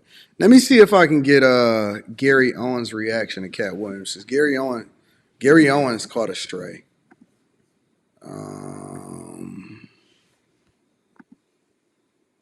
I seen somebody sent this to me. I want to see what Gary Owens said about this. Hey, what's up, everybody? I'm in Ontario, California, at the Improv. I think 2 shows are sold out. We got 5 totals. We'll probably add 1, I think. So if you haven't got the tickets yet, get them. And if you want to go and you're like, it's sold out, we should be adding pretty soon. Saturday, January 13th, I'm in Jacksonville, Florida at the Moran Theater. Not to be confused with the Moron. And Hard Rockers, I'm in Cincinnati. So for the 8th, if I go to Tampa, Orlando City. You know what I like about my New Year's Eve shows in Dallas? Everything about the money I'll put it like that because it's, the younger comics. It's catch-22. They're getting success. Younger Rickey Smiley. My name came up. Tiffany Haddish. Wanda Smith. Let me think. Am I forgetting? Let me see. He started off. The thing is, he comes in guns a-blazing. It's not even like a feeling out portion of the show. Katt just came in and immediately went in on Rickey. Thank you, Tia. I appreciate you, baby. It all started with Friday. Hold on. Let me cancel it out. And as I'm watching it, and here's the thing about Katt. We all got opinions on comedians, and Katt doesn't hold his opinion back. I do. I'll be honest with you. There's some comedians I find funny, some I find hacky. I don't feel the need to air it to the masses. I'll keep that to myself because I like to be Switzerland in all this. I like to be. Kevin Hart got it with. I remember when Chris Brown and Drake had the beef, right? Later on, they came together, did a music video together. And the song was. And I remember Kevin was cool with both. Kevin was cool with Chris, and he was cool with Drake. Like, really cool with both. And I was thinking, how's Kevin going to navigate this? Because some people, man, when you got beef, they're like, either you're with me or against me. And I'm more Switzerland. I tend to try to get along with everybody. You never know when work's going to come your way. Somebody might have a project. They're thinking of you. So I kind of keep, if I have anything negative, just out and out negative for no reason, unsolicited. I would appreciate it if y'all subscribe to the channel. I'm building this from scratch. This is another project that I just think that I want to prove for the 5th time that I can build a 5th platform from scratch or whatever. So I appreciate all of the love and the support and the fact that I got a lot of people in here on a much smaller channel when I'm dedicating a lot of my time to. You guys are absolutely awesome. Thank you for supporting me. Chris says, facts, Bernie Mac is the GOAT. I appreciate you, Chris, and you're absolutely correct. Bernie Mac was the top dog, in my opinion, before everybody else became a dog in the race in the first place. Tend to keep it to myself. Now, if you talk shit about me or the Monique situation years ago when she compared Will Packer to Harvey Weinstein, I spoke up on that because Will's my friend. He's put me in 3 movies, produced one of my comedy specials, and I was just like, I don't know your beef with Tyler. I don't know your beef with Oprah. That has nothing to do with me. But you spoke on my friend. You compared him to, a sexual predator, and I didn't like it. So I just spoke up. And that was kind of out of character of me. But I'm not going to say I'm never going to speak up. I'm going to stand up for myself if you're talking shit about me. But as far as like just unsolicited going in on people, that's just not me. Katt's different. You ask Katt a question, he's going to give you his answer unfiltered, unsolicited. you know, you could get mad about it, or you'd be like, that's really how he feels. But regardless whether you agree or you disagree with what Katt is saying on Shannon Sharp's podcast, you're watching. It's getting everybody's attention. That's true. I'm going to drop the link in the chat. For anybody that disagrees with me on any of these takes, I'm going to invite you to be able to come in and say what you want to say. You don't have to get on camera. But I'm going to drop the link in the description because I'm only streaming on YouTube tonight. So I'm going to let y'all be able to get y'all rocks off. Because people are commenting on it. He went in on Faison, who's my boy. I love Faison. But then Faison started making posts on Instagram that I'm laughing at. So at the same time, I'm looking at Katt going, oh, I'm looking at. No financial questions tonight. I'm not taking no financial questions. I'm not taking no career questions. Only if you disagree with me, I'm going to drop the link in the description. Thank you, Deidre. I appreciate you. Faison go, oh, now if I see Katt, I'm still going to be cool with Katt. Katt's always been cool with me. He's done some. What he said something about Ludacris. I'll see if I can get to that if I got time. I got you. Thank you, Andrew. Cool things for him in my life. JD, I appreciate you. Omni says Katt in the hat on Comic View was the joke's conception. Shout out to Omni. I appreciate you for coming through, big dog. Faison, still gonna be cool with Faison. That's my boy. And even then, I could talk to Katt about Faison and not have to go in on Faison. I can talk to Faison about Katt and not feel like I have to piggyback it and going on Katt. I just sit and listen and laugh at it all. Because if you're a comedian and you're a true stand-up comedian, we're offense-proof. We cannot be offended by anything. We can catch strays. We can catch arrows like everybody else. And we always say, like, be honest, don't say something behind my back. Whether you like Katt or not, he's not going to talk behind your back. All right, let me see if I can get you up here, big dog. You don't have to. You're not on camera. What up, Birdman? What's happening? He left. All right, let's continue. However he feels about you, that's how he feels about you. Now, he did say one thing. He talked about Rickey Smiley, and he talked about when Rickey Smiley went on Club Shay Shay, Shannon Sharp's podcast, which is a great podcast, especially for, I know I'm a white guy, but for my demographic. I pinned the link to the top of the chat if anybody disagrees with me and they want to come up and call in. J-Dub says, if true, I hate how his ex-wife treated the divorce and his relationship with the kids, Gary Owen. Shout out to J-Dubs. I appreciate you, big dog. Let's see what we got here. Bird. And I'll get into that in a minute, what Katt said about me. But for my demographics, Club Shay Shay, I'd rather go on Club Shay Shay than Joe Rogan. Even though, okay, I got to get into I got to unpack this podcast because I don't know about that. Stop the cap. Katt made a comment where he said, why you think Gary Owen, who's a white guy, has been doing stand-up for 25 years, hasn't crossed over. And when he said it, I was like, wait a minute, was that a good thing or bad thing? And I literally had to go to Twitter and start asking people, was I catching strays or what was that? And they was like, no, they were saying you haven't sold your soul. That's why you haven't crossed over. You've been consistently you, and that's why you haven't, quote-unquote, crossed over. So I was like, oh, okay, that made sense. Now, I'm not going to get into it, but I've been I was in an awkward situation one time where I can't say for 100% this person was trying to make me do something, casting couch type deal, but it felt like it. And I was like, he should probably keep this one to himself, but we going to see. Like, is this that point where I've always heard, would you suck a dick for $1 million?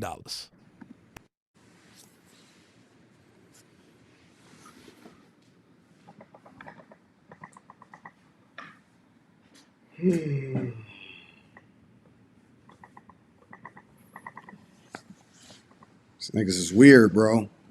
Weird as hell.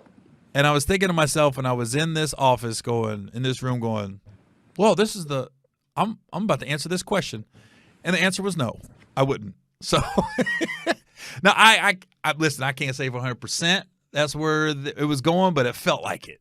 It felt like it. You got to be in the room to feel it. And I was like, oh, this dude is really coming on to me. Like, this is happening in real life.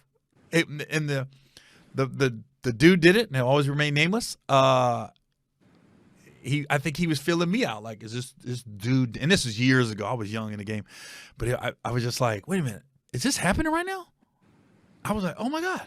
And then I was like, I made sure I made it very clear I like women. I'm not going that route. Blah, blah, blah. So I'm not gonna get into it, but I was wondering. I was like, "Ooh, is this happening to me right now in real life?" Yeah, it's a lot of questions. He's asking him. Yo, listen. I respect the fact that hopefully he didn't suck no D. All right, we cool with that.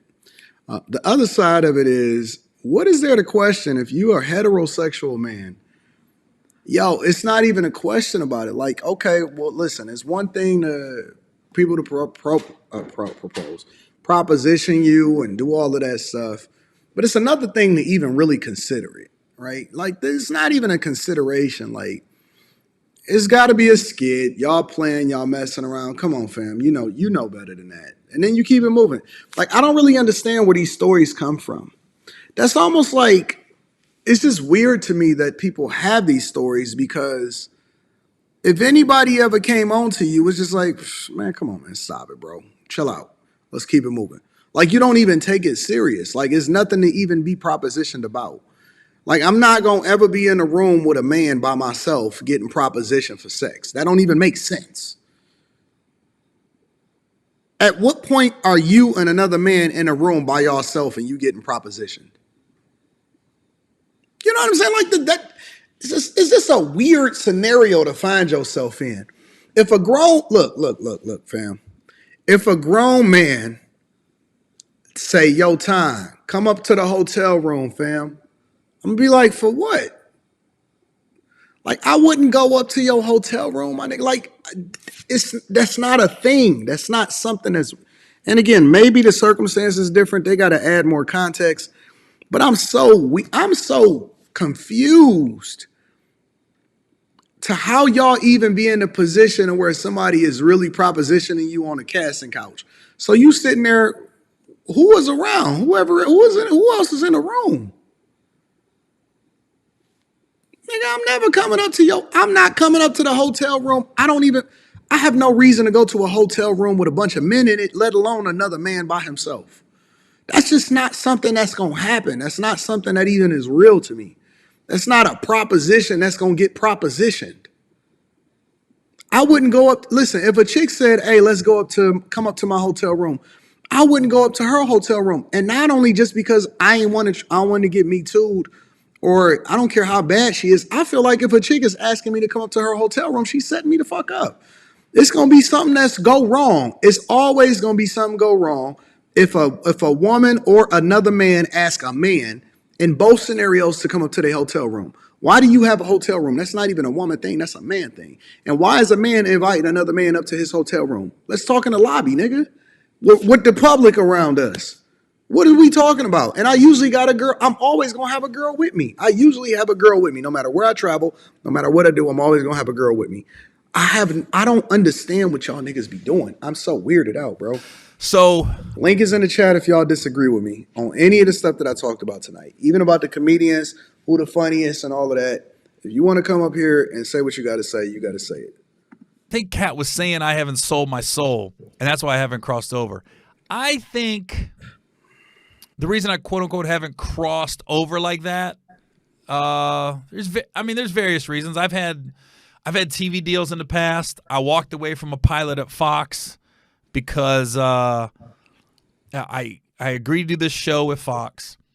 I met with all these showrunners who were writers, and I picked these two guys, and everything about this pilot was racial, and it was a lot of Jewish jokes in it too. And I go, we were basing the sitcom out of Indianapolis.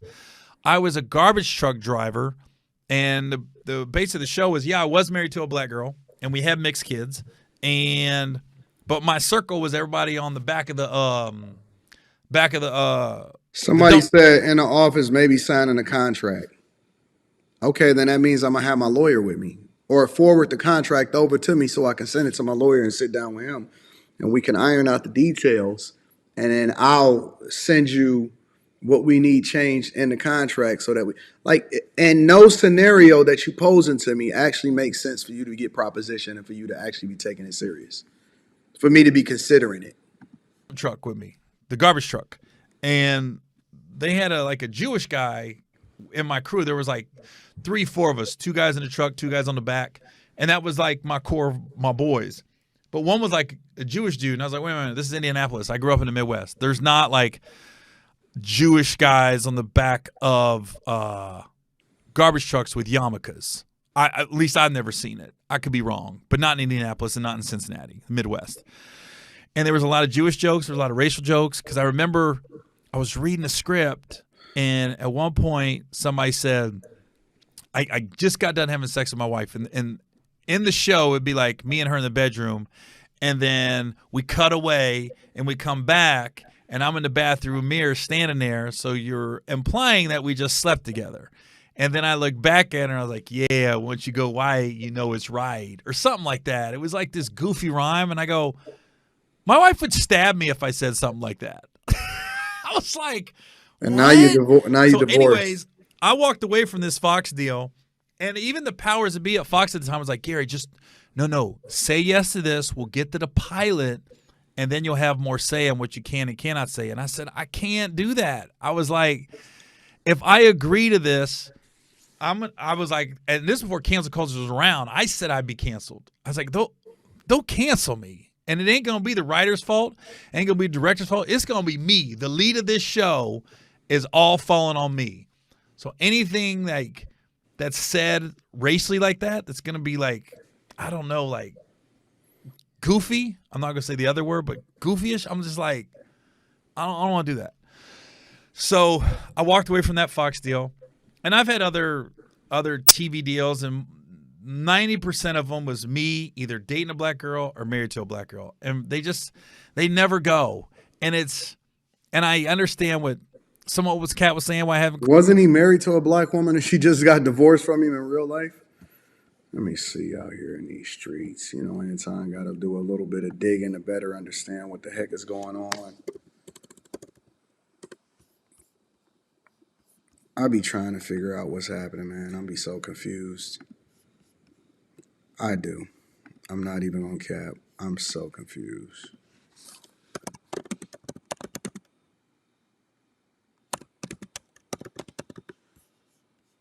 Yeah, that's it.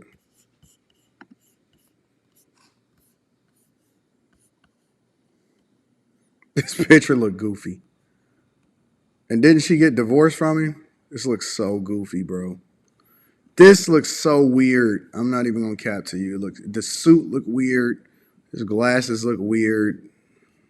This look like a weird situation. I don't know. Anyways, let's continue. Let's keep it moving. Crossed over because every time I went in and pitched a show, it was an interracial show, and I was only pitching to white people, and they looked at me like they just didn't get it. And then what's crazy, when I pitched my reality show, BET's the one that bought it. And I didn't think they liked it. I didn't think Stephen Hill liked it, but he bought it and he got it and he liked it. And I was just like, oh. So, yeah, I could see why I haven't crossed over. It's like when you go into a room and you don't, here's the thing. I hear a lot of black comics and black people say when they pitch a show, you go into a room, you don't see anybody that looks like you. Well, when I go into these rooms and I'm pitching shows, I don't see anybody that looks like the people I hang out with. So I'm like, I am pitching myself as I'm this, and I'm going in there and they don't know who I am. So now they're looking at me like I'm some no-name comic, which I do have a fan base. And then it just feels it feels like it does feel like I'm out of the clique, and I'm pitching the show to get in the clique, so to speak. Hear you, Zoe. And that's just part of the deal. I knew that going in. I remember I remember one time I was leaving a pitch meeting at ABC, and I saw David Arnold, rest in peace. He was getting ready to go in, and he was waiting on Kevin. So him and Kevin went in and pitched the show right after me, because it used to be this, I don't know if it still is, there's pilot season. Pilot season like from middle of January to like the beginning of March.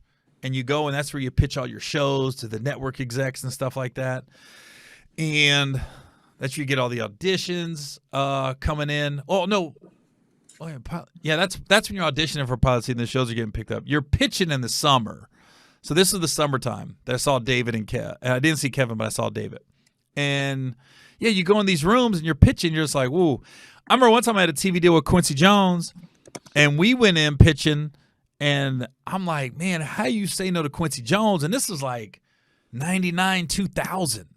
And I was like, how you say no to Quincy Jones? He's just coming off the Fresh Prince. And we went in there. These execs looked at us and we was crazy.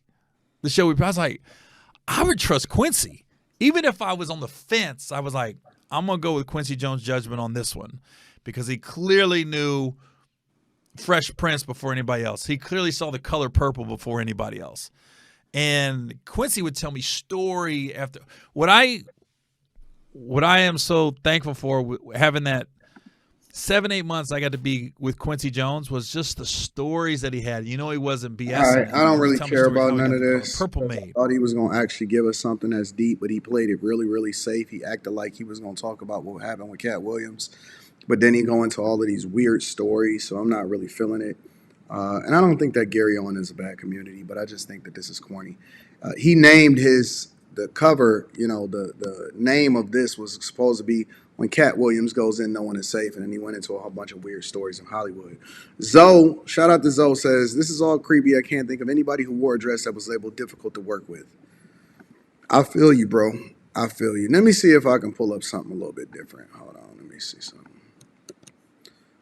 I want to see what he had to say about Taraji P. Henson. I'm curious about Katt Williams on that, because Garrett Owen, maybe he has other content that's really good. I don't know, but as far as this is concerned, I'm not feeling it. I want to see what this is real quick. Give me a sec. I don't know if you saw this, but Taraji P. Henson got extremely emotional the other day. She was giving an interview. Yes. And saying that they're vastly underpaid. They say the math is not mathing. They get X amount of dollars by the time Uncle Sam get his cut, by the time the agency get their cut, and what you see they were supposed to get is a fraction of that. Where do you come down on that, Katt? It was the saddest thing ever, because imagine being in your genre, in your sub-niche, whatever it is. Imagine being in your lane. Imagine being one of the very top of your lane. That to the point where if they don't take you for the role, there's not 3 black actresses that they can say are bigger than you that we're going to give this to. Imagine you being at that point and have to humble yourself and say, they're not paying me, y'all. And they not making my pay go up because I'm doing better or nothing. It don't matter to them that I'm famous and people know me or nothing. They want to pay me exactly what they paying the new girl. And I've been suffering under it for a decade now and just taking it. I just been getting whooped. But I just got to come say, this is wrong. We should be ashamed.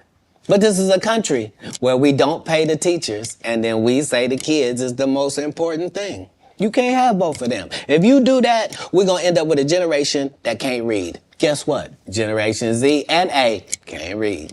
Why? Because who was giving them a book? We gave them an iPad. What? What does this got to do with capitalism and you get what you... Katt Williams wouldn't be making as much as Katt Williams make on tour if Katt Williams wasn't the producer and the person that was funding his own tours. What is he talking? Or a phone, and now the letters don't mean there's no cursive writing. Right. Sorry about that. So yeah, this is what period of time it's in. It's the period where the victims get to say, they've been hurting me for a long time. And I just ain't said nothing because I was trying to be strong. All right, you know what? I can't do it. Delwin, what up, Delwin? You muted. I can't hear you. I can't hear you, big dog. I'm sorry. I still can't hear you, bro. You got an earpiece. Yeah, I can't hear you. I can't hear you at all. I can't hear you. I see you moving. I see your lips moving, but I can't hear you.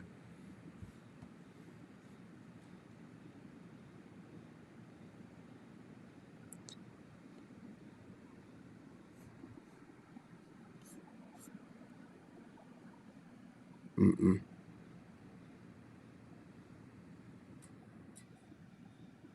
Talk now. I heard you click something, but I can't hear your voice. I can't hear you, bro.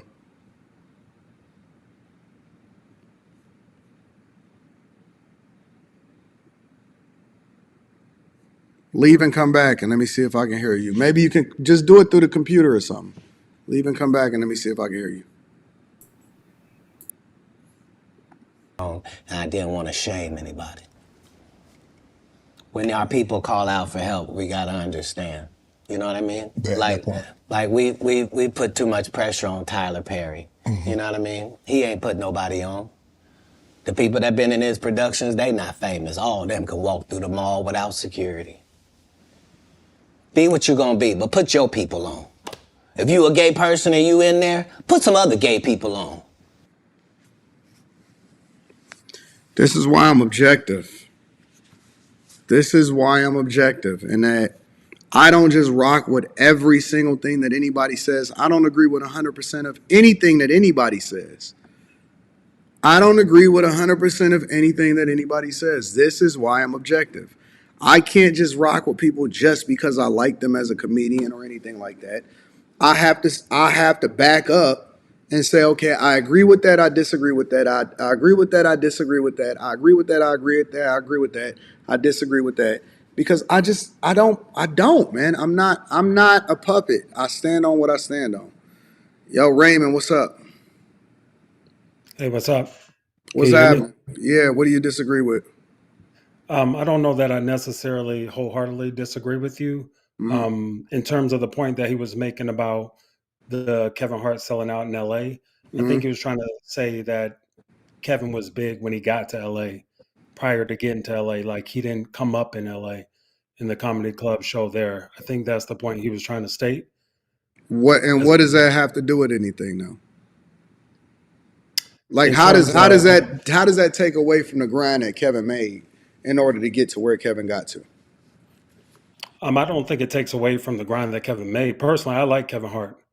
Um, I just think that in that instance, he was stating that he was trying to make a point about how he came up in LA and selling out comedy clubs is how I interpreted him stating that, not necessarily stating that Kevin Hart didn't grind or earn where he got to. It seemed like more of his animosity was towards Faison and some of the other people. No, he did a whole talk about Kev. About him not working hard? No, not about him. Not about him not working hard, but about how he skipped steps in order to become successful. How do we determine what somebody else is supposed to do in order to be successful? You know, I've seen some of that same vitriol and some of that same perspective towards Kevin Samuels, and it was so many bitter guys. Forget the women that disagreed with him because they disagreed with him based off of whatever his stance was. It was so many bitter guys that felt like they had been doing it longer than Kev. They felt like they should have been more successful than Kev. They should have been the one that had his spot. They should have been the one that went viral. Or you know, it was me first. I was the originator of it. And it's like, what does that got to do with whether or not you successful? If you great, you great. If you get it, you get it. If you gonna get rich, you gonna get rich. You get rich based off of your own merits. I don't really understand why we try to diminish somebody else's success in comparison to ours and the path they took to get there. No, I don't disagree with you on that point. I think he could have better articulated what he was stating. I don't think he needed to bring Kevin Hart into it in order to make or articulate his point. I just interpreted it as he was stating, trying to big himself up as I made my name by doing the comedy show Sellouts in LA when I wasn't big when I got here. And I don't think he should have brought Kevin Hart into it in order to make that point or distinction. I don't understand. Kevin Hart was defending Tiffany Haddish for those of y'all that's in the chat. I mean, y'all capping because Kevin Hart got some of the funniest specials that I've ever sat there and watched and was rolling over on the couch laughing like a motherfucker. What up, Delvin? Let me see if your audio is working now. Delvin, you there? Yes, can you hear me? I can hear you. What's happening, Delvin? Not much, man. Appreciate the connect. So my I'm gonna put y'all. Do y'all want to be on camera? It's up to you. Raymond, do you want to be on camera? Yeah, I'm cool with being on camera. All right. Go ahead. I'm listening. How you doing, brother? What's going on, family? The question, the statement I had was when you said the business meetings, Mm-hmm. like in Hollywood or when you're dealing in the entertainment industry like that, you run into situations where it's interviews or face to face. They're auditions, and they have rooms set aside to where you go probably read with somebody one on one. So it's not so much that it's in a hotel room all the time.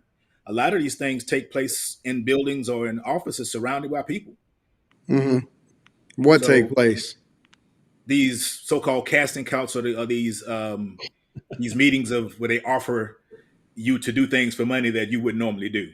How do you know? Well, I've been to a few auditions and seen things, and people walk off in rooms and then What happened? come out and Tell me like, about hey, it. Man. Give me the Say game. what? Tell me about it. Give me I'm just saying, when you go to auditions, you might be, it could be thousands of people there, and they're reading. Hey Raymond, I'm gonna drop you down for a minute. Okay. No. Delvin, I want you to still stay there. But go ahead. So, all right, tell me what happened. You go to an audition, and there could be, let's say, 500 folks come out for a play.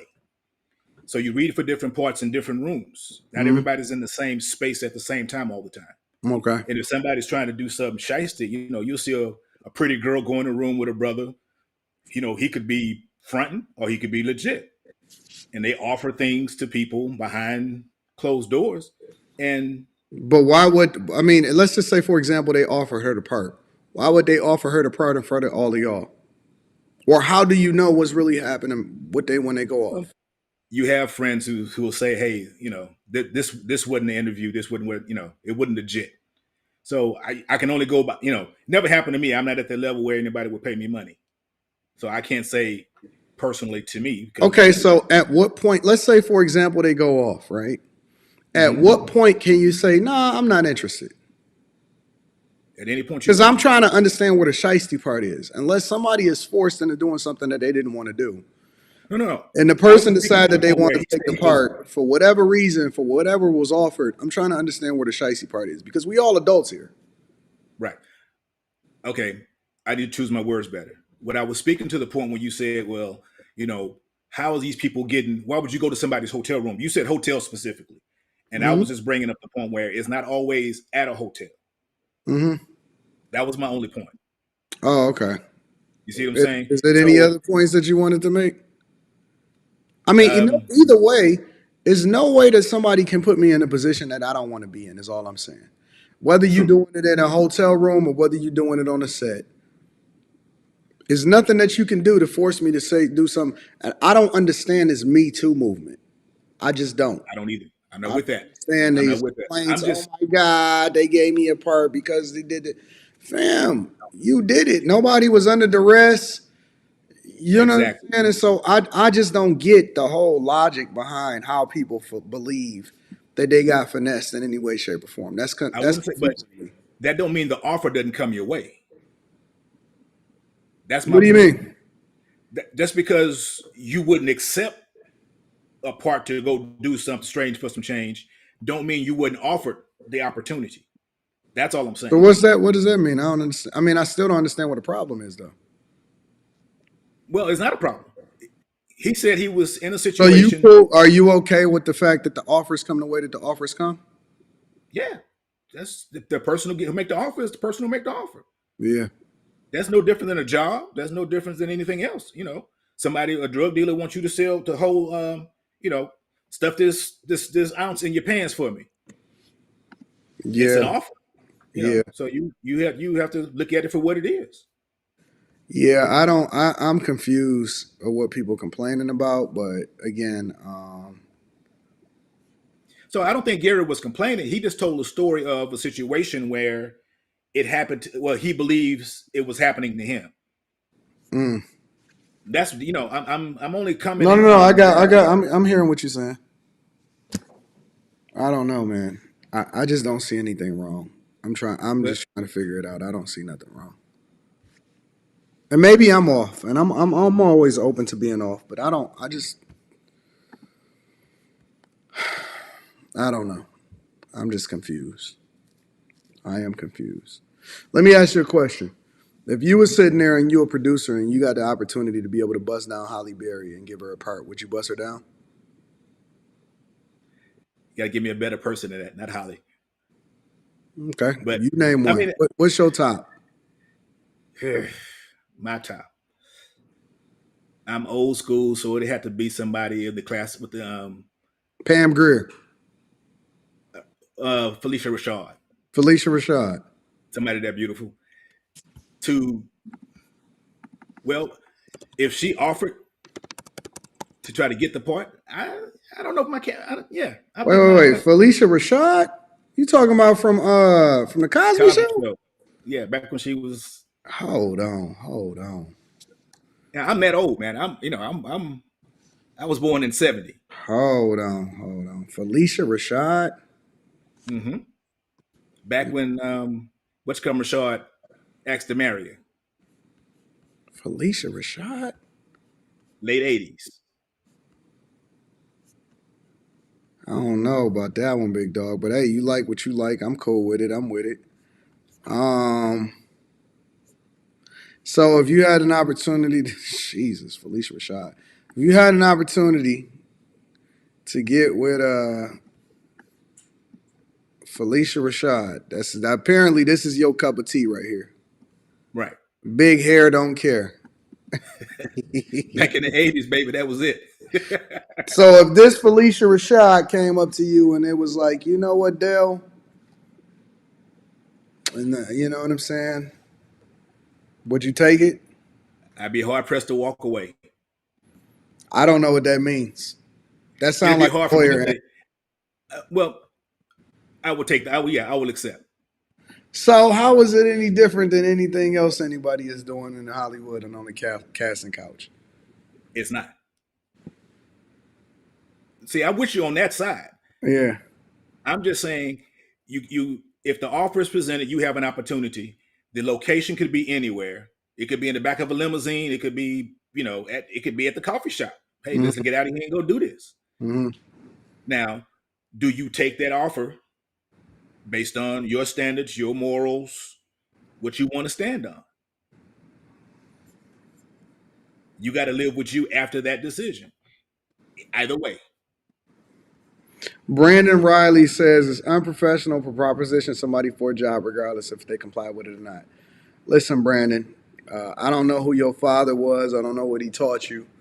But indecent proposals has been going on since the beginning of time. You can talk that professionalism shit if you want to. Let me tell you something. It's unprofessional. Well, let me listen. If you disagree, then feel free to be able to come up here. You don't have to get on camera. But I don't know. I don't look at Felicia Rashad like that because the only thing that I remember Felicia Rashad from is from the Cosby Show, which I didn't really watch, and from Creed. You know what I'm saying? So I think she was in Creed, if I'm not mistaken. So I look at her as like a mother. You know what I'm saying? I'm just not I can't be attracted to a motherly type because she was at a time or she came up at a time. Like I don't look at any of those older women as like, sexy. regardless of how good they looked at that time, because they was older than me. So I just was looking at them like, that's the mama type. I don't see them the same way that people of their time seen them. You know what I'm saying? I don't see them in the same way that I can't see 20-year-olds the same way that 20-year-olds see 20-year-olds, or the way that some of these older guys see 20-year-olds. That look like a child to me. Honestly, in my opinion, if I see a girl and she 20, 21 and maybe she shapely or whatever, I be thinking to myself, oh, that chick just got out of high school. Like it don't do nothing for me. You know what I'm saying? Unless you in a certain age range that I can relate to, because the emotional side of it is just as important as the actual physical side of it. Unless you're in the same age range that I can relate to, whether you outside of it older or younger, it just don't register with me. I don't see you the same way. You know what I'm saying? So it's not a thing for me. So I feel you though. Felicia Rashad, I feel you. They keep saying Felicia was a baddie. Not in my day. She wasn't a baddie for me. She was a mother. She was a professional mother, and I'm with that. And I have no problem with that, but I can't see her the same way that a lot of these other people see it, because she just wasn't in my, it just don't compute to me. Right. So I don't know. Listen, I appreciate you, Delvin. You got any other points that you want to make? No, thanks for the time, brother. All right, my friend. Yeah, anybody else want to come up here and give their thoughts, you're more than welcome to. But I don't know, man. Maybe I'm the weird one.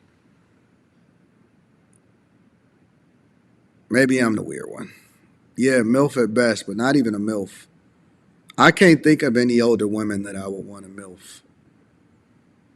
I don't see it. I can't see it. The producer said, nigga, that's you. Nigga, of course it's me. It's my show. Of course it's me. Fucking dummy. Why wouldn't I give my opinion on my show? Nigga, I don't speak for you. I speak for me. It's my opinion. I don't see these old women or these young chicks as viable. Nigga, they children to me. Say Pam Grier was also the one. Not for me. Was I on Lisa Bonet? No. I was never on Lisa Bonet. Ever. Ever was I on Lisa Bonet. Pam Grier? No, that was before my time, man. I never was checking for Pam Grier. Listen, fam, I was born in 1982. Pam Grier was never a thing for me. Now, I understand that she was a thing for a lot of you old whippersnappers, but nigga, that was before my time. Why would I be interested in Pam Grier, nigga, and I was born in 82? Nigga, she was hot before I was born.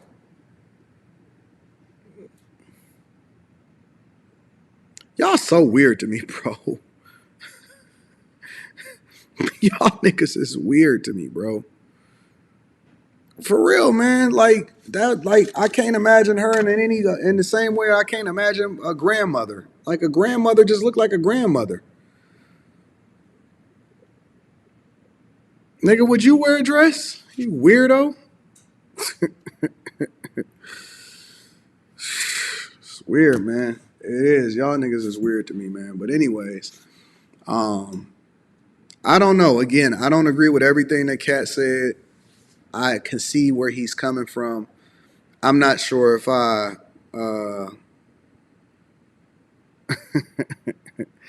that I watched the Cosby Show. No, I did not watch the Cosby Show.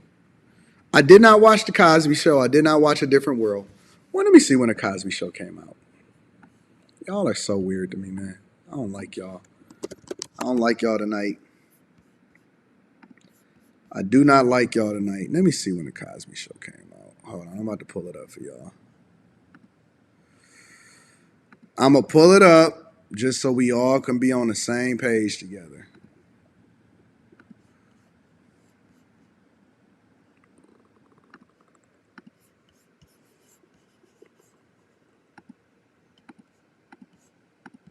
So y'all can stop being weird.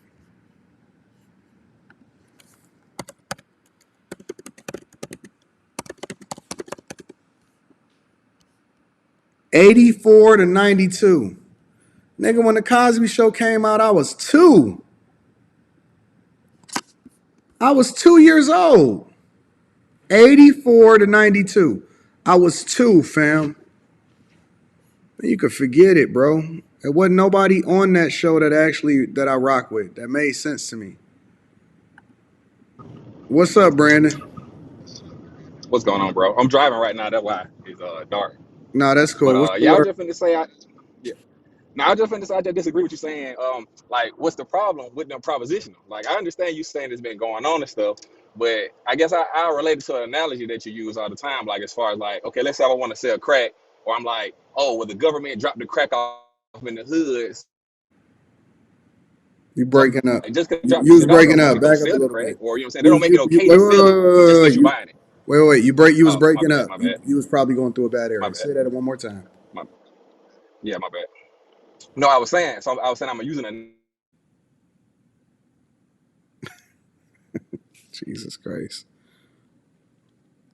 doesn't mean that it's You broke. You froze it. You okay froze because they again. dropped the You got crack to off say in the it. hood. You got to So I'm say saying it. it's the same thing. Like if you don't suck my dick, you're not getting this job. I'm saying I feel like that's the same type situation.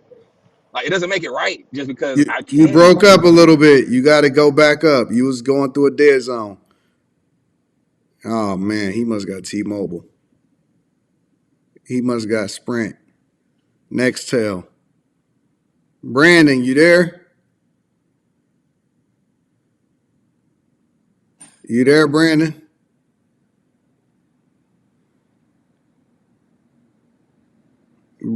Brandon fell off. Sorry about that, Brandon.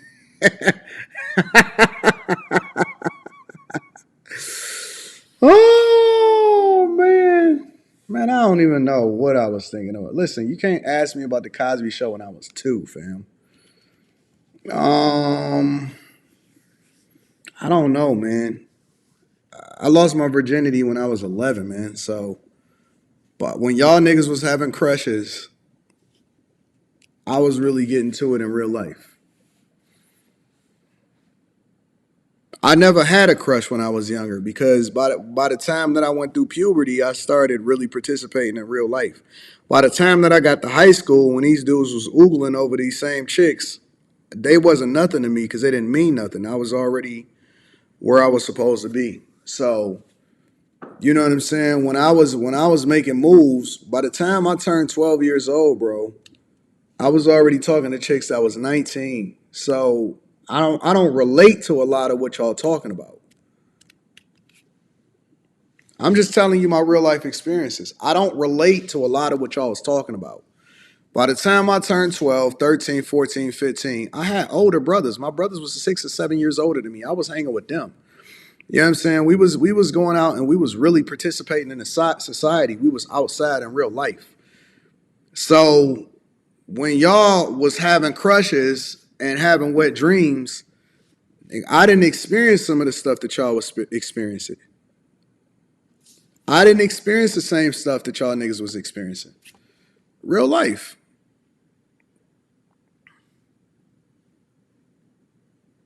Never experienced it a day in my life. So I don't understand a lot of this crushes because I never had a crush.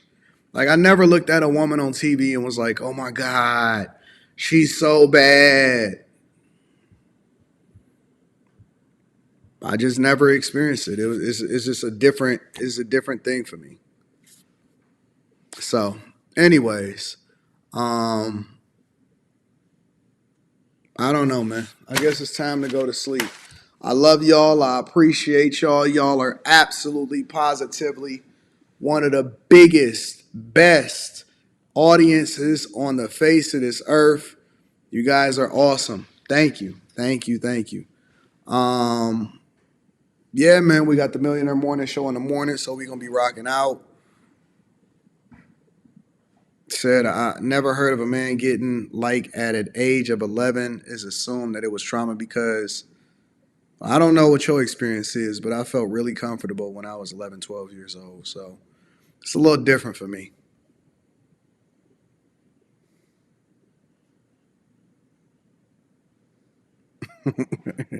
I love y'all. I appreciate y'all. I'm going to holler at y'all at the Millionaire Morning Show. Let's get out of here. Peace.